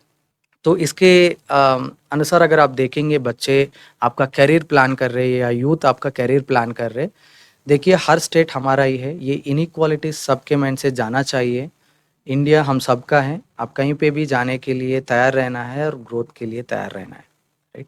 तो हम आगे बढ़ते हैं, हमारा नेक्स्ट एसडीजी है जो कि आप स्क्रीन पे देख रहे हो, सस्टेनेबल सिटीज़ एंड कम्युनिटीज़। तो ये सस्टेनेबल सिटीज़ एंड कम्युनिटीज़ ये क्या है, और इसका ऊपर थोड़ा आप प्रकाश डालिए। ये आजकल जैसे हमारे स्कूलों में भी इस प्रकार के आपने कई जगह अलग अलग कलर के डब्बे देखे होंगे। ये 2 कलर के डब्बे होते हैं, कहीं पे 3 कलर के भी होते हैं। तो आजकल जिस प्रकार से जनसंख्या बढ़ रही है, सिटी बढ़ रही है, तो कचड़े की बहुत ज़्यादा समस्या है। कोई नहीं चाहता कि उसके घर के आसपास कचड़ा हो, उससे दुर्गंध आती है। तो ये जो बातें हैं ये हम जब अपने बच्चों को नहीं सिखाएंगे तो आगे जाके वो नहीं सीख पाएंगे।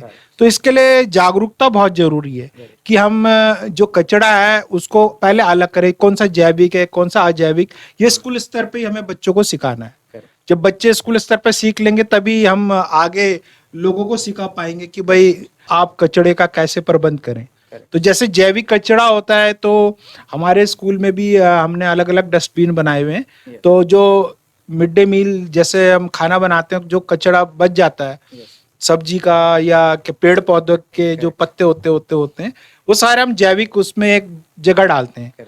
और उसके लिए फिर हमने स्कूल में एक पिट बनाया हुआ, हमारे स्कूल में एक पिट बना हुआ जिसमें हम क्या होता है कि फिर हफ्ते में एक हमारे यहाँ वो करते हैं, क्या बोलते हैं इसको, ये रिसाइकल वीक करते हैं हफ्ते में एक दिन।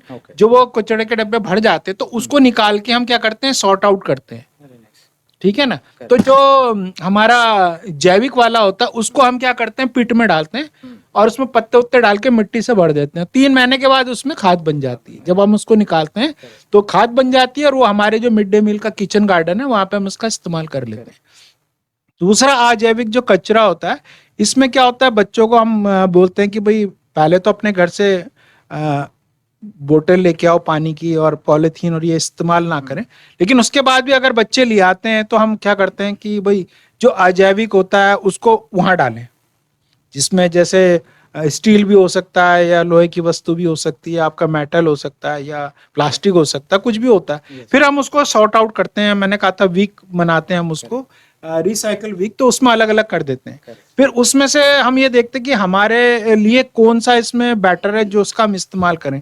जैसे जो पानी की बोतलें होती हैं जो बच्चे रीयूज वाली नहीं होती हैं, जो वन टाइम यूज वाली बोतलें होती हैं, जो कोल्ड ड्रिंक पी लेते हैं बच्चे उसकी बोतलें पड़ जाती हैं, तो उनको हम सोचते हैं कि इनका क्या करा जाए। या तो हम जो नगर पालिका की गाड़ी आती है वहां पे वो वहां से सामान ले जा लेते हैं। लेकिन कुछ चीजें हम क्या करते हैं, स्कूल में डेकोरेशन के काम आ जाती हैं। जैसे बच्चों को बोलते हैं भाई इसमें गमले बना लो या मिट्टी भर दो बोतलों में और उसको पार्क बना लो एक छोटा सा। और कुछ बच्चे उसका जो मतलब हमारे यहाँ होम साइंस है वो लोग उन जो रॉ मटेरियल होते हैं उनका कुछ बेहतर इस्तेमाल कर लेती हैं, बहुत आकर्षक चीजें बनाती हैं। तो मतलब हम इनका भी इस्तेमाल कर लेते हैं।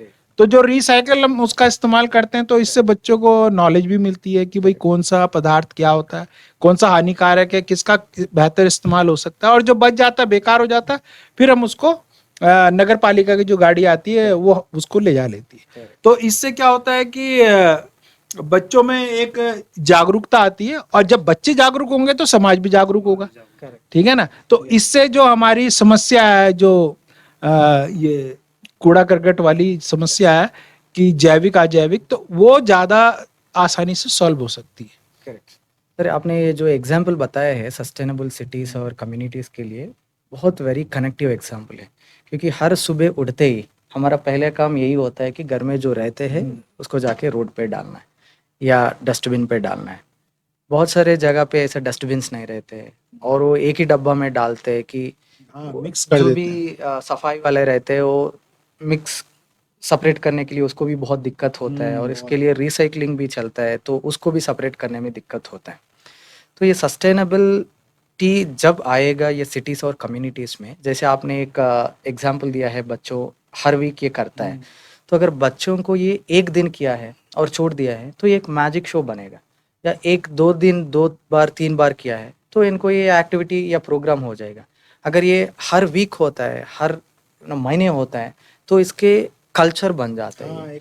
तो ये जब कल्चर बन जाता है तो ये आइडिया सस्टेनेबल फॉर्म में आता है। अभी मैं कुछ सिटीज़ में देख रहा हूँ या कुछ कम्युनिटीज़ में देखता हूँ, ऐसे बहुत सारे आइडियाज़ आते हैं, कोई इनिशिएटिव लेते हैं और 2-3 हफ्ते के बाद छोड़ देते हैं और बोलते हैं कि कोई आते ही नहीं है। सब लोग आते हैं क्योंकि ये सस्टेनेबल जब बनेगा आप इस पे कंसिस्टेंसी से काम करना है। और अभी बहुत सारे सिटीज़ में सर बारिश आएंगे तो पूरा रोड भर जाते हैं, का सस्टेनेबल आइडिया नहीं है रोड्स बनाने का। या बहुत सारे जगह पे ब्रिजेस कोलैप्स होते हैं, सस्टेनेबिलिटी आइडिया नहीं है। तो ऐसे बहुत सारे चीज़ें रहते हैं सर, कुछ समय के लिए सोच के उसको बनाया जाता है, क्रिएट किया जाता है, ये टेम्पररी हो जाता है। तो आप सबसे विनती है, आप जो भी छोटा-सा काम भी कर रहा है, आज स्कूल में एक पेड़ भी लगा रहे हैं या जो सर ने बताया है गार्डन्स भी लगाना है या वाटर फ़िल्टर भी करना है, रेन वाटर हार्वेस्टिंग पिट्स करना है। ये सिर्फ़ आज का या कल का देख के मत, नेक्स्ट 10 इयर्स का, 20 इयर्स का देख के करना, तब ये सिटीज़ और ये कम्युनिटीज़ सस्टेनेबल बन जाएँगे। तो हमारा नेक्स्ट एसडीजीज़ पे जाते हैं सर। आप सब देख रहे होंगे नेक्स्ट हमारा एसडीजी जो स्क्रीन पे दिख रहा है, रिस्पॉन्सिबल कंजम्पशन। सर आजकल क्या हो गया है, बच्चों को ये जो रिसोर्सेस हैं, ये रिसोर्सेस का महत्व पता नहीं चल रहा है कि किसको कहाँ कितना यूज़ करना है। ये जानकारी नहीं है और ये वैल्यू भी उनको पता नहीं है। इससे बहुत बुरा चीज़ हो रही है सर, हर जगह हर रिसोर्स को वेस्ट कर रहा है। तो क्या हम इस पे कुछ कर सकते हैं या नेचुरल रिसोर्सेज जो रहते हैं, जो बड़ा कंपनीज़ में बोलते हैं कि resource management is one of the biggest management. जो एक प्रोजेक्ट बनाना है तो उसमें 10 मैनेजमेंट्स इंक्लूड होते हैं। ये 10 मैनेजमेंट्स में एक मैनेजमेंट है रिसोर्स मैनेजमेंट। जी। तो ये रिसोर्स मैनेजमेंट को अगर हम कैसे स्कूल से या बच्चों के आइडिया से लेके आ सकते हैं?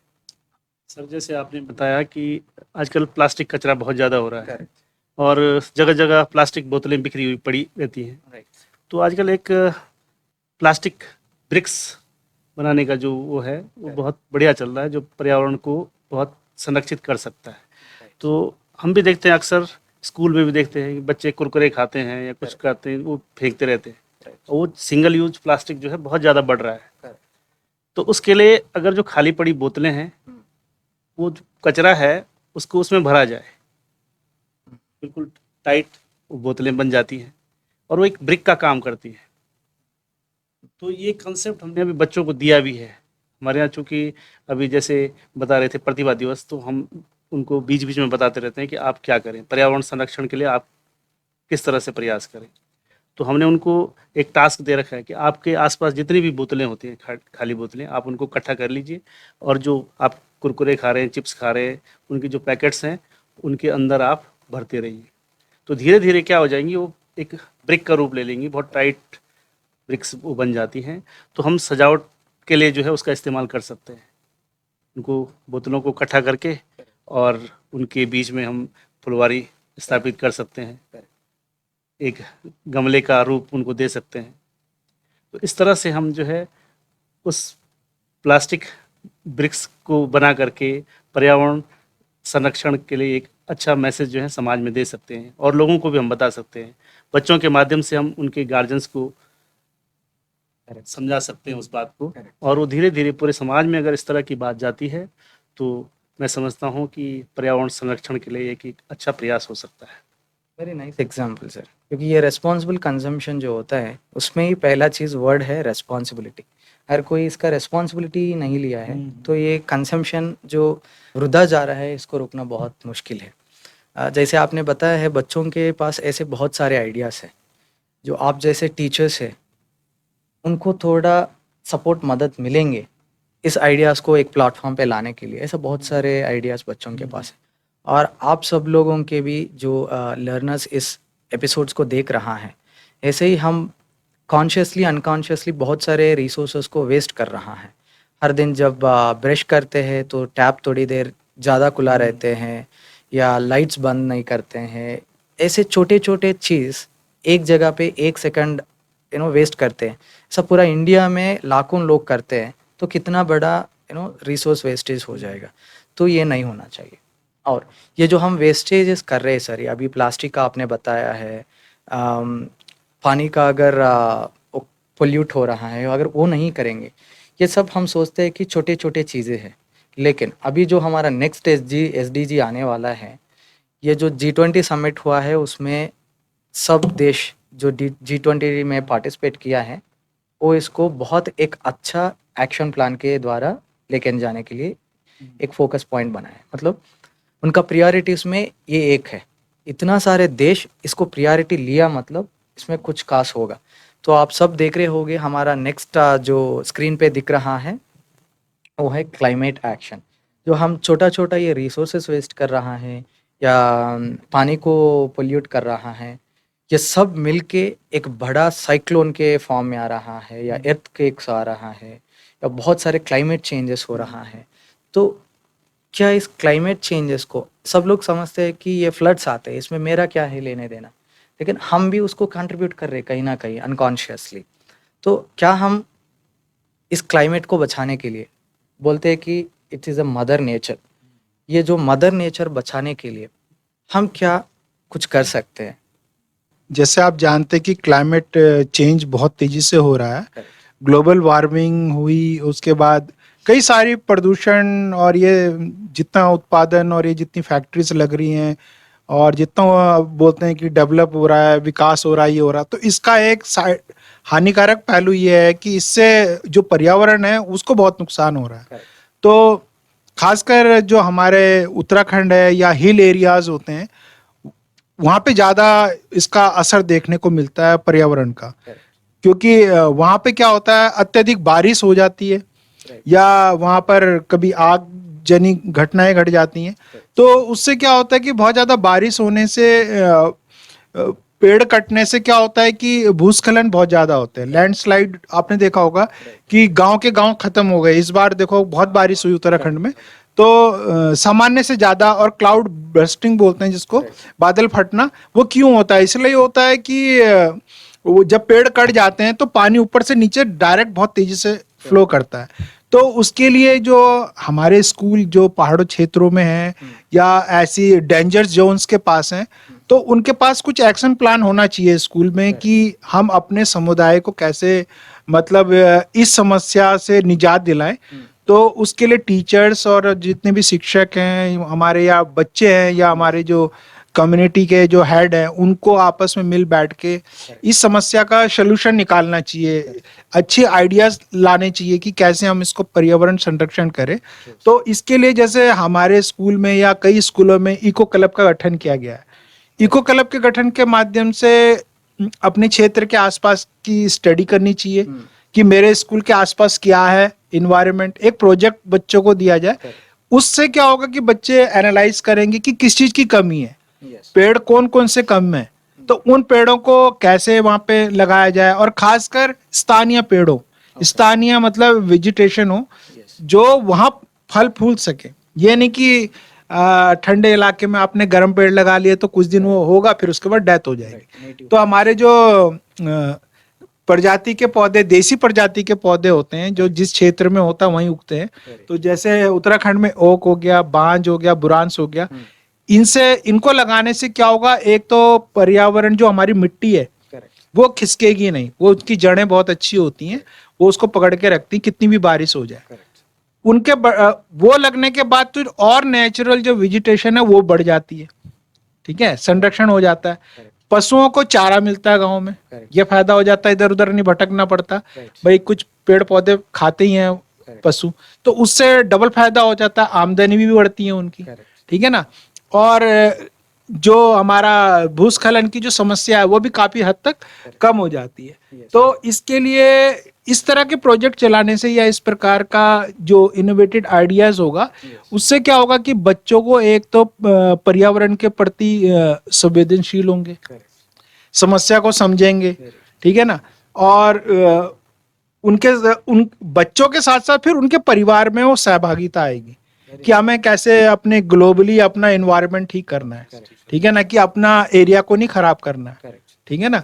क्योंकि आपने देखा होगा कि भूस्खलन से कई कई पीढ़ियां समाप्त हो जा रही हैं। अभी केरल में जो घटना घटी थी, तो अनऑथराइज जगह पे लोग बस जाते हैं या नदी मुहाने में बस जाते हैं, जिससे फ्लड आता है और वो गांव के गांव पूरे साफ हो जाते हैं। तो हमें मतलब अपने पर्यावरण को सही ढंग से बचाने के लिए जो हमारा वृक्षारोपण अभियान है वो स्कूल स्तर से शुरू करना चाहिए, और उसमें जो सेवी संस्थाएं होती हैं उनकी मदद लेनी चाहिए, और साथ में सरकार से भी मदद लेनी चाहिए।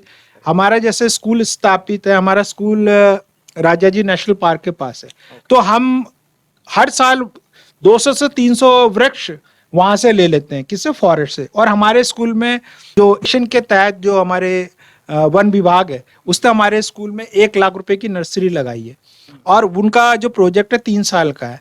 छोटे छोटे पौधे हैं, वो लगा के चले गए, मतलब उसमें प्लास्टिक में, और उन पौधों को संरक्षण की जिम्मेदारी स्कूल को दी गई है।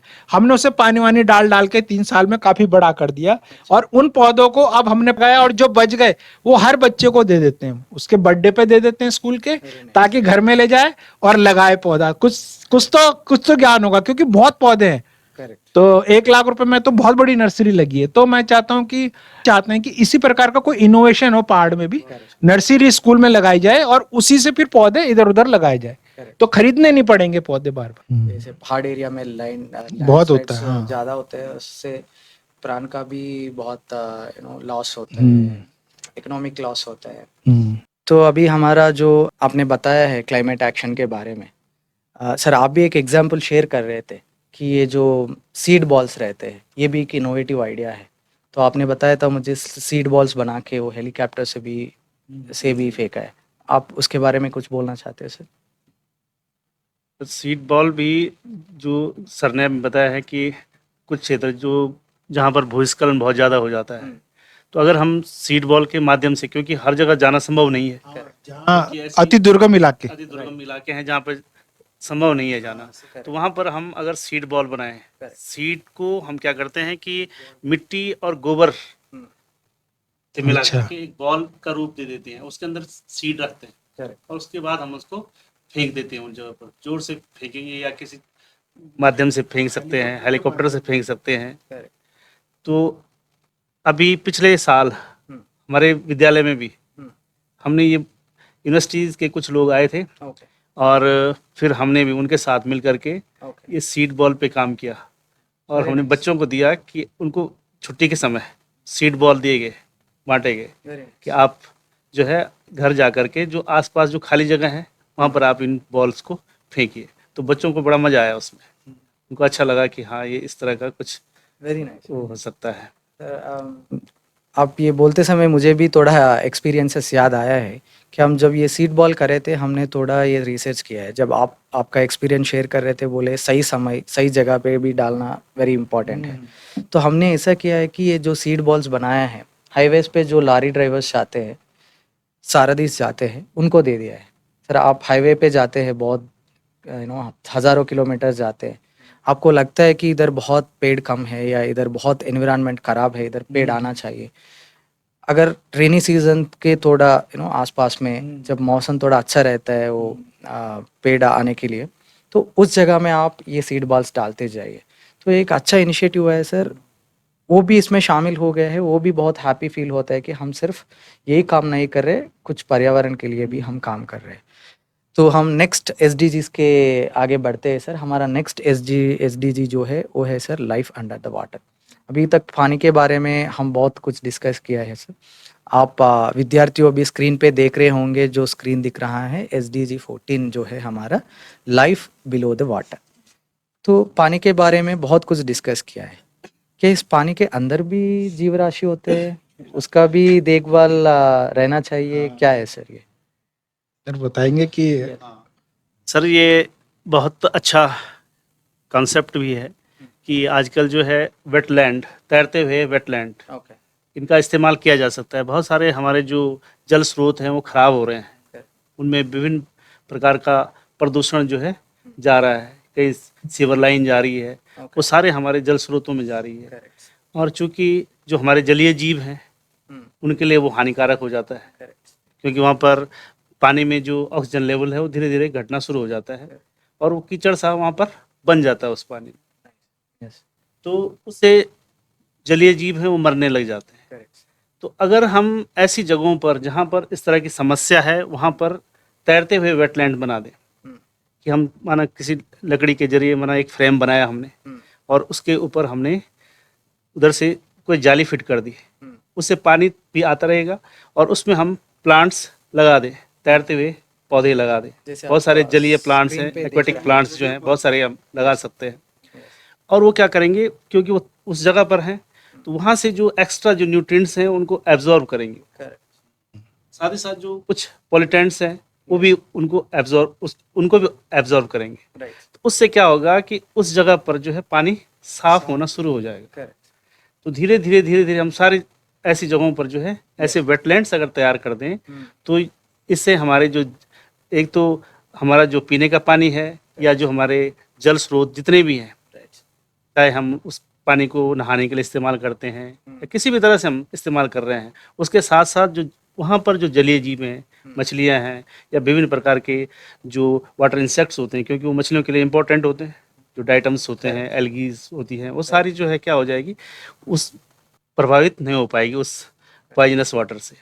तो ऐसे अगर तैरते हुए वेटलैंड्स अगर हम तैयार करते हैं तो मैं समझता हूँ कि ये एक बहुत अच्छी मुहिम हो सकती है, इसको चलाया जा सकता है इस मुहिम को। यस सर, जैसे आप बता रहे थे तो मुझे एक कहानी याद आया कि मैं किसी से जाके पूछा है कि सर स्कूल का मतलब क्या है, तो उन्होंने कहा कि स्कूल हर जगह रहते हैं। जैसे मैंने एक स्टोरी बताया था, knowing the value of Omkar and knowing the Omkara both are different.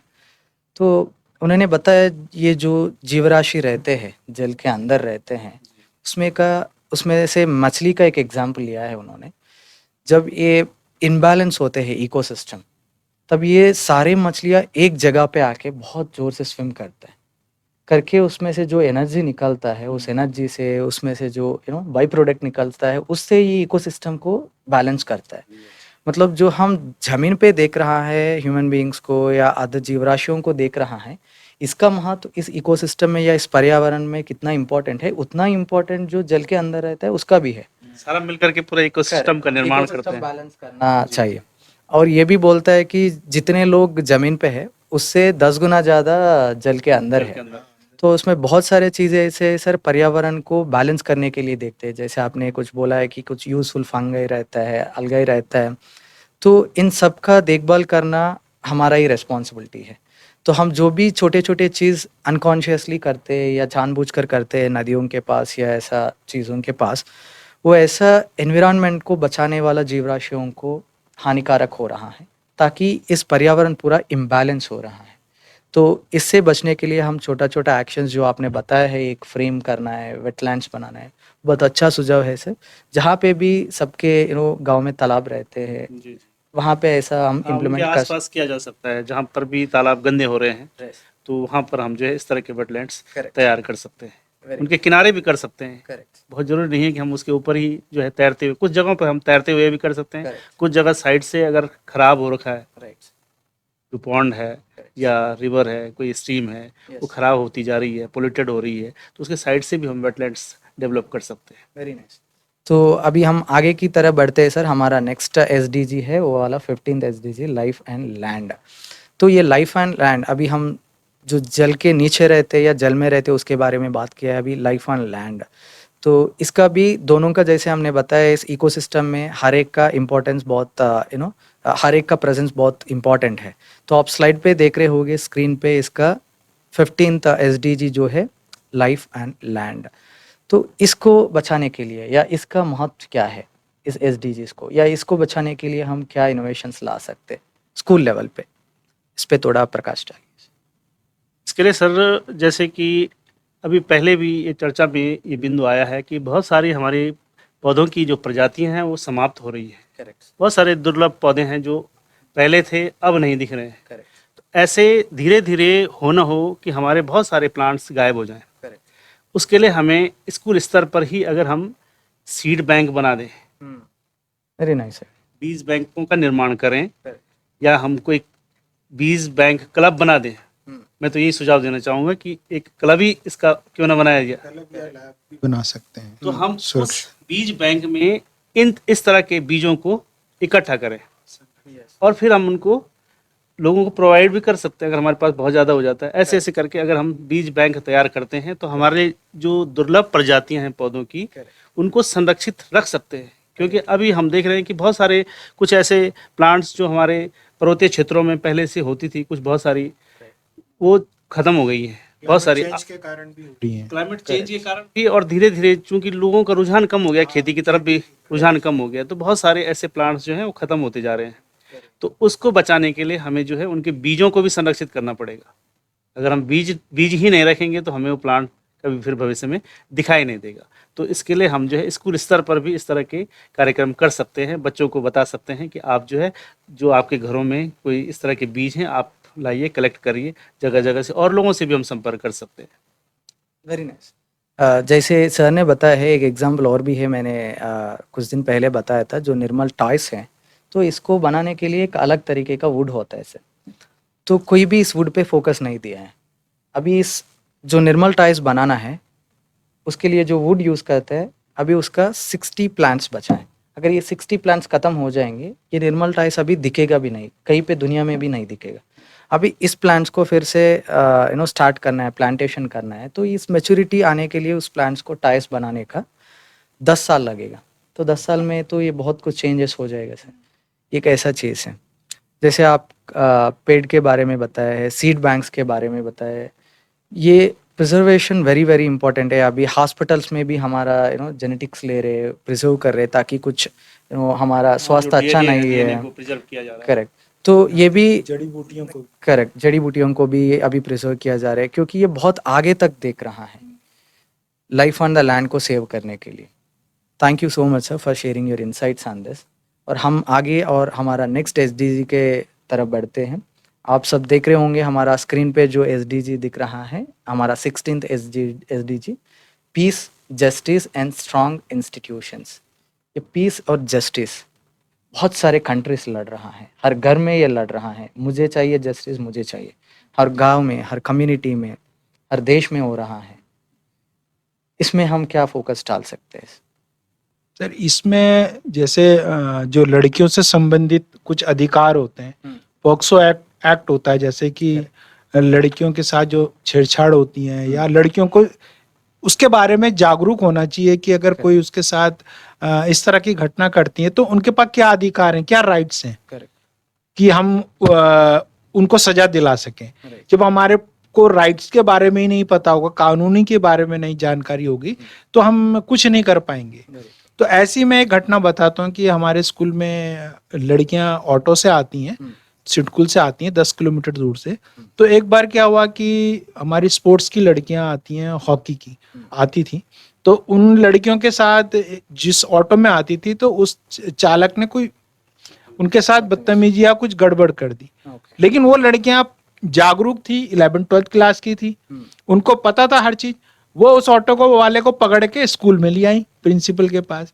वहां जाकर उससे पूछताछ करी, तो उसने बाद में अपना जुर्म कबूल किया, तो हमने पुलिस वालों को बुलाया, तो उस पे ये वाला एक्ट लगा। तो इससे क्या पता चला? इससे ये पता चला कि जो हमारे कानून है वो हमारे को संरक्षण कर सकते हैं। मतलब हमें उसके बारे में बेहतर नॉलेज होनी चाहिए, ताकि हम कोई भी हमारे पास समस्या आती है तो हम उसका समाधान तुरंत ढूंढ ले, ताकि कोई हमारा शोषण ना कर ले, है नहीं। इस प्रकार के मतलब जो कानून जो धाराएं होती है उनके बारे में समुदाय को भी, स्कूल में भी बच्चों को शिक्षित करना चाहिए। ठीक है ना। तो उसके लिए चाहे हम नेट के माध्यम से उनको जागरूक करें, या किताबों में जो उनके बारे में लिखा है, या कोई सुबह असेंबली होती है उसमें जाके उन्हें नए नए धाराएं जो अभी संशोधित हुई हैं उनके बारे में बताते रहे कि उनके अधिकार क्या है, उन्हें कब वोट डालना है, सारे बहुत सारी चीजें, क्योंकि अपडेट होती है नॉलेज, और ये बार बार उनको बार बार बतानी पड़ेगी, ऐड ऑन करनी पड़ेगी, तभी वो जान पाएंगे इसके बारे में। Very true sir. आप एकदम राइट पॉइंट पे आया है सर, क्योंकि अगर जस्टिस मिलना है या पीस मिलना है, तो एक कहावत है, अगर आपको रूल्स ब्रेक करना है तो रूल्स मालूम होना चाहिए पहले। अगर आपको रूल्स बचाना है तो भी आपको रूल्स पता होना चाहिए। अगर आप पीस चाहते हैं, अगर आप जस्टिस चाहते हैं कि किस काम में कौन सी तरीके का अप्रोचेस है, स्ट्रैटेजीज हैं या विधान है, तो वो पता चलना चाहिए। ये इसका स्कूल से लेके बहुत सारे सिस्टम्स में किसी को भी इसके बारे में पता नहीं है। और इससे क्या हो रहा है सर, अभी बहुत सारे यूथ बाइक्स लेके चल रहा है रोड पे, उनको पता नहीं है कि किस तरीके का केसेस होता है। और अभी आपने एक एग्जांपल बताया है, इसके लिए नॉन अवेलेबल वारंट्स है, अरेस्ट करेंगे तो उसका पूरा जिंदगी जेल में गुजरना पड़ेगा, अंदर ही रहेगा। तो ऐसे तरीके का केसेस है, पॉलिसी से ये किसी को पता नहीं है। इसके वजह से क्या हो रहा है, इनजस्टिस हो रहा है। और कहाँ पे इसको एड्रेस करने के लिए एक सिस्टम आया है, RTI, right to information act, जो पीस और जस्टिस है। तो इसको सबके पास लेके जाने के लिए आपको ये जस्टिस कैसे मिलेगा, राइट टू एक्ट अगर आप पूछेंगे तो उसका इन्फॉर्मेशन आपको मिलना चाहिए। अगर मिलेंगे तो आपको इसमें मैं कैसा इन्वॉल्व कर सकता हूँ और कहाँ तक इन्वॉल्व कर सकता हूँ। अगर आपको एक केस है या एक सिचुएशन है, आप सीमा पार करके उसमें इन्वॉल्व हो गए, तो क्या होता है कि जो असली अक्यूज्ड है वो बच सकता है, आप फंस सकते हैं उसमें। तो ऐसे ही बहुत सारे एग्जाम्पल हो गए सर। ये इनजस्टिस होता है। क्यों होता है ये? इसका जानकारी नहीं रहता है। तो इसलिए आपने जो अवेयरनेस का चीज़ मुद्दा उठाया है, हर जगह स्कूल्स के संबंधित जो भी पॉलिसीज़ होता है या कम्युनिटीज़ में जो भी पॉलिसीज़ होता है, वो स्कूल्स के द्वारा हर कम्युनिटीज़ में ऐसा अवेयरनेस का प्रोग्राम्स करेंगे तो बहुत सारे चीज़ें हम बदल सकते हैं। हम आगे बढ़ते हैं और नेक्स्ट और हमारा लास्ट एसडीजीज़ के तरफ। तो हमारा लास्ट एसडीजी है, जैसा आप स्क्रीन पे देख रहे हो, ये एसडीजीज़ है। ये पूरा जो एसडीजीज़ हमने देखा है 16 एसडीजीज़, और ये 16 एसडीजीज़ को अचीव करने के लिए ये 17 जो गोल है ये वेरी वेरी इंपॉर्टेंट है। Partnerships for the goals. ये partnerships are very very important in this process to really achieve all this last 16 and the final goal as well. और इसका एक एग्जाम्पल देता हूँ मैं कि जैसे आपने बताया है कि स्कूल एक है, तो स्कूल का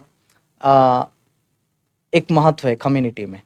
जैसा एडुकेटर्स है, आप एक जगह पे हैं, अभी गवर्नमेंट ने एक पॉलिसी लाया है, लेकिन ये गांव-गांव तक जाना है। कैसे जाएगा सर? कुछ सिस्टम है, फिर ये सिस्टम को बनाने के लिए गवर्नमेंट को ज़्यादा इन्वेस्ट करना पड़ेगा। लेकिन यहाँ पे स्कूल्स है, हर गांव में स्कूल है, हर नगर में है, हर कॉर्नर में है, तो स्कूल्स के पास जाएंगे। कुछ ऐसा मैंने एक सिस्टम देखा है सर, एक गोंड ट्राइबल रहता है पहाड़ों में, तो वो एक लड्डू बनाते हैं। तो इस लड्डू बना के वो जो प्रेग्नेंट लेडीज रहते हैं उनको देते हैं।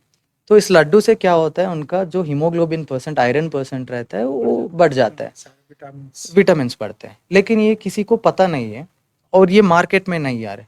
तो मैंने कहा इनको कि जब मैंने उनको विजिट किया है, मैंने कहा उनको कि आप कोलैबोरेशंस पे फोकस ही नहीं दिया है, पार्टनरशिप्स किया ही नहीं है। आप जो कर रहे हैं आपके पास ही है, लेकिन बहुत अच्छा चीज़ है, लेकिन वो आगे नहीं जा रहे। तो मैंने कहा आशा वर्कर्स जो रहते हैं, ये आशा वर्कर्स हर दिन गांव में जाते हैं, प्रेग्नेंट लेडीज से मिलते हैं, उसको सुझाव देते हैं, मेडिकल डायग्नोसिस करते हैं। क्यों ना आप इनसे कोलैबोरेट करें, ताकि एक ऑलरेडी एग्जिस्टिंग सिस्टम है। तो ये एक पॉलिसी है सर, 80-20 पॉलिसी। तो अगर हम हमारा ध्यान किसी 20% ग्रुप पे लगाएं तो उससे 80% रीच हो सके। तो ऐसा एक एग्जाम्पल ये मैंने लड्डू का बताया है, जो महुआ लड्डू बोलते हैं, उससे बहुत सारे प्रेग्नेंट लेडीज़ को होते हैं। अभी बहुत सारे, जैसा देखिए अभी यही प्रोग्राम है, हम सब मिलके कर रहा है बच्चों के लिए। अभी मैं पूरा भारत में जितने स्कूल्स है उतने स्कूल्स तक जाके करना बहुत मुश्किल है। तो हम सब मिलके एक पार्टनरशिप, कोलैबोरेशन लाया है, ताकि इतना अच्छा कंटेंट, इतना अच्छा एग्जाम्पल्स, इतना अच्छा प्रोसेस बच्चों तक पहुंचने का कोशिश कर रहा है। तो हर इंडस्ट्री में, हर चीज़ में ये पार्टनरशिप्स और इंडस्ट्रीज बहुत इंपॉर्टेंट है सर। और ये पर्सनल ग्रोथ के लिए भी है, ये आपका प्रोफेशनल ग्रोथ के लिए भी है। और मैंने ये सुझाव देना चाहता हूँ कि बहुत सारे टाइम्स क्या होता है सर, रॉन्ग पार्टनरशिप्स पे जाते हैं। तो थोड़ा एनालिसिस कीजिए। रॉन्ग पार्टनरशिप्स मतलब जिससे आप फ्रेंडशिप कर रहे हैं या जिससे आप कोलैबोरेट कर रहे हैं, देखिए वो उनका क्वालिटीज़ कैसा है। नेक्स्ट 3-4 ईयर्स में आप दोनों का मिलके ग्रोथ हो सकता है या फ्लॉप हो सकता है। तो हेल्दी पार्टनरशिप कीजिए और हेल्दी कोलैबोरेशंस कीजिए, ताकि हम सब मिलके इस गोल्स को अचीव कर सकते हैं। और अंत में सर, मैंने देखा है आपका जो इनोवेशंस है आपका बच्चे किया है इंस्पायर में।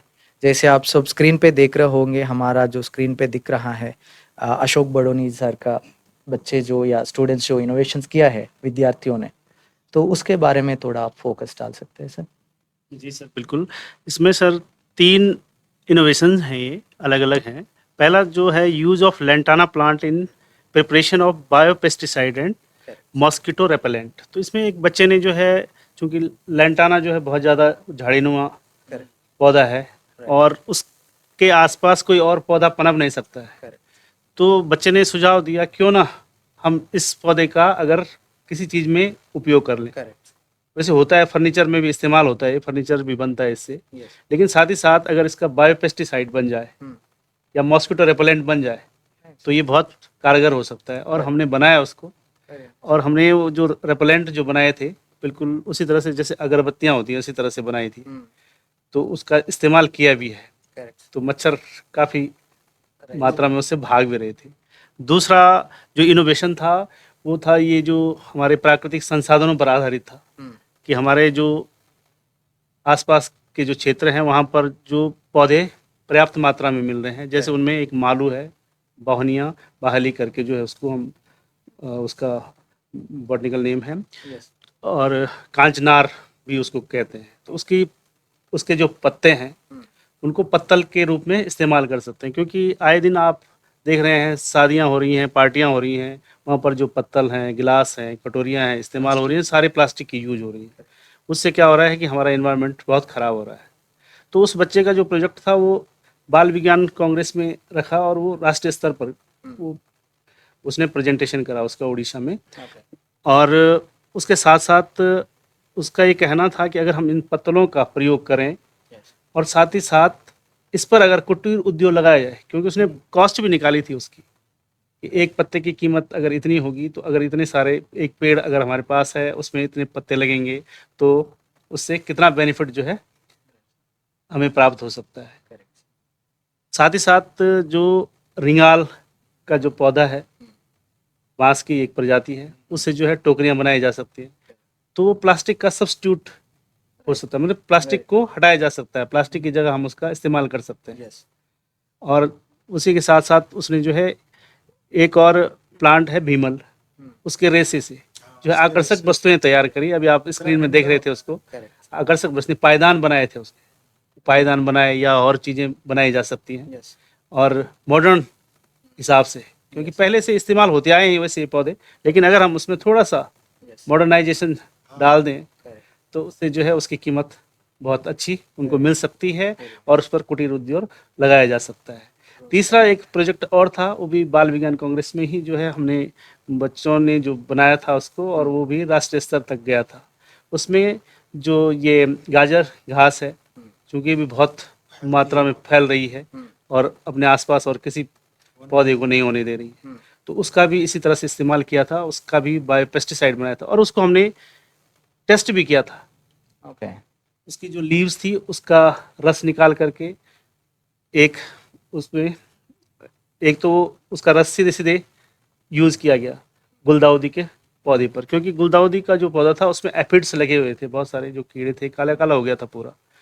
तो उसने उसका स्प्रे किया उसमें, तो कुछ कम हो गया था। फिर उसको साथ ही साथ उसमें क्या करा कि एक दूसरा फिर वो पत्तियों का रस और गोमूत्र मिला करके जो है तैयार किया, वो ज़्यादा इफेक्टिव हुआ।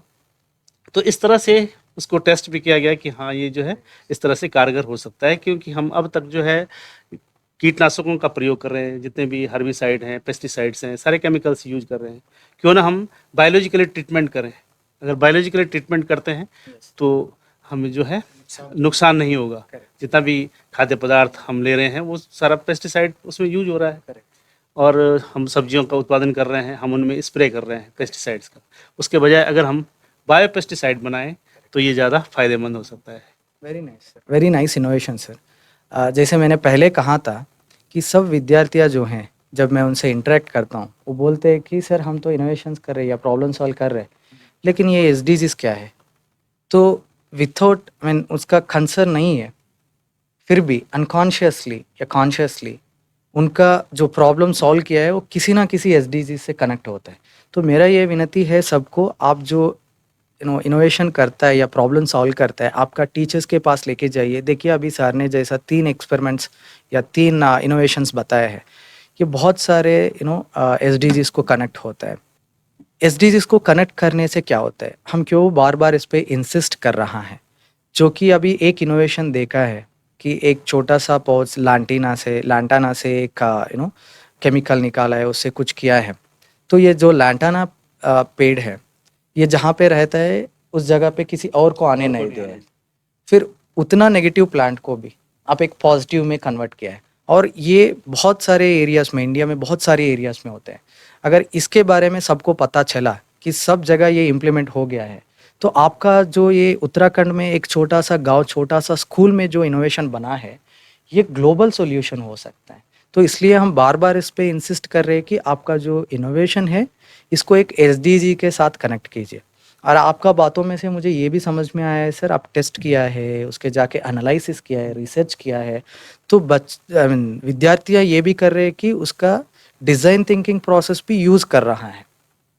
तो हमने ये विनती कर रहे हैं कि थोड़ा बहुत ये डिज़ाइन थिंकिंग प्रोसेस जो हम इस 24 एपिसोड्स में बता रहे हैं, ये सब लोग देखिए और इसका इनकॉर्पोरेट कीजिए लाइफ में, क्लास में।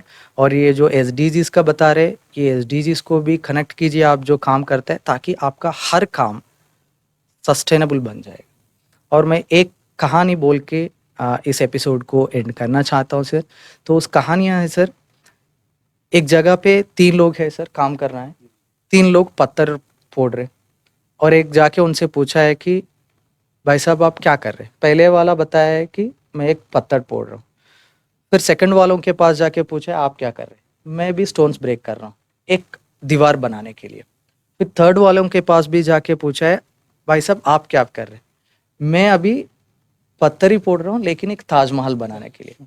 तो मैंने पूछा स्टूडेंट से, इन तीनों में से किसका जो पत्थर फोड़ रहा है या ब्रेक कर रहा है, तो किसका पत्थर अच्छा शेप में आएगा? तो उन्होंने बताया तीसरा का। क्यों तीसरा का आया है? क्योंकि उसका माइंड में ये है कि उनको सिर्फ पत्थर ब्रेक करना उसका इंटेंशन नहीं है। ये ब्रेक करने वाला जो है वो कहाँ पे यूज़ करना उसका दिमाग में है। जब ताजमहल बनाने के लिए या अयोध्या राम मंदिर बनाने के लिए आप पत्थर फोड़ना है, कितना अच्छे से, कितना सुंदर से, हर हिट कितना केयरफुली करता है।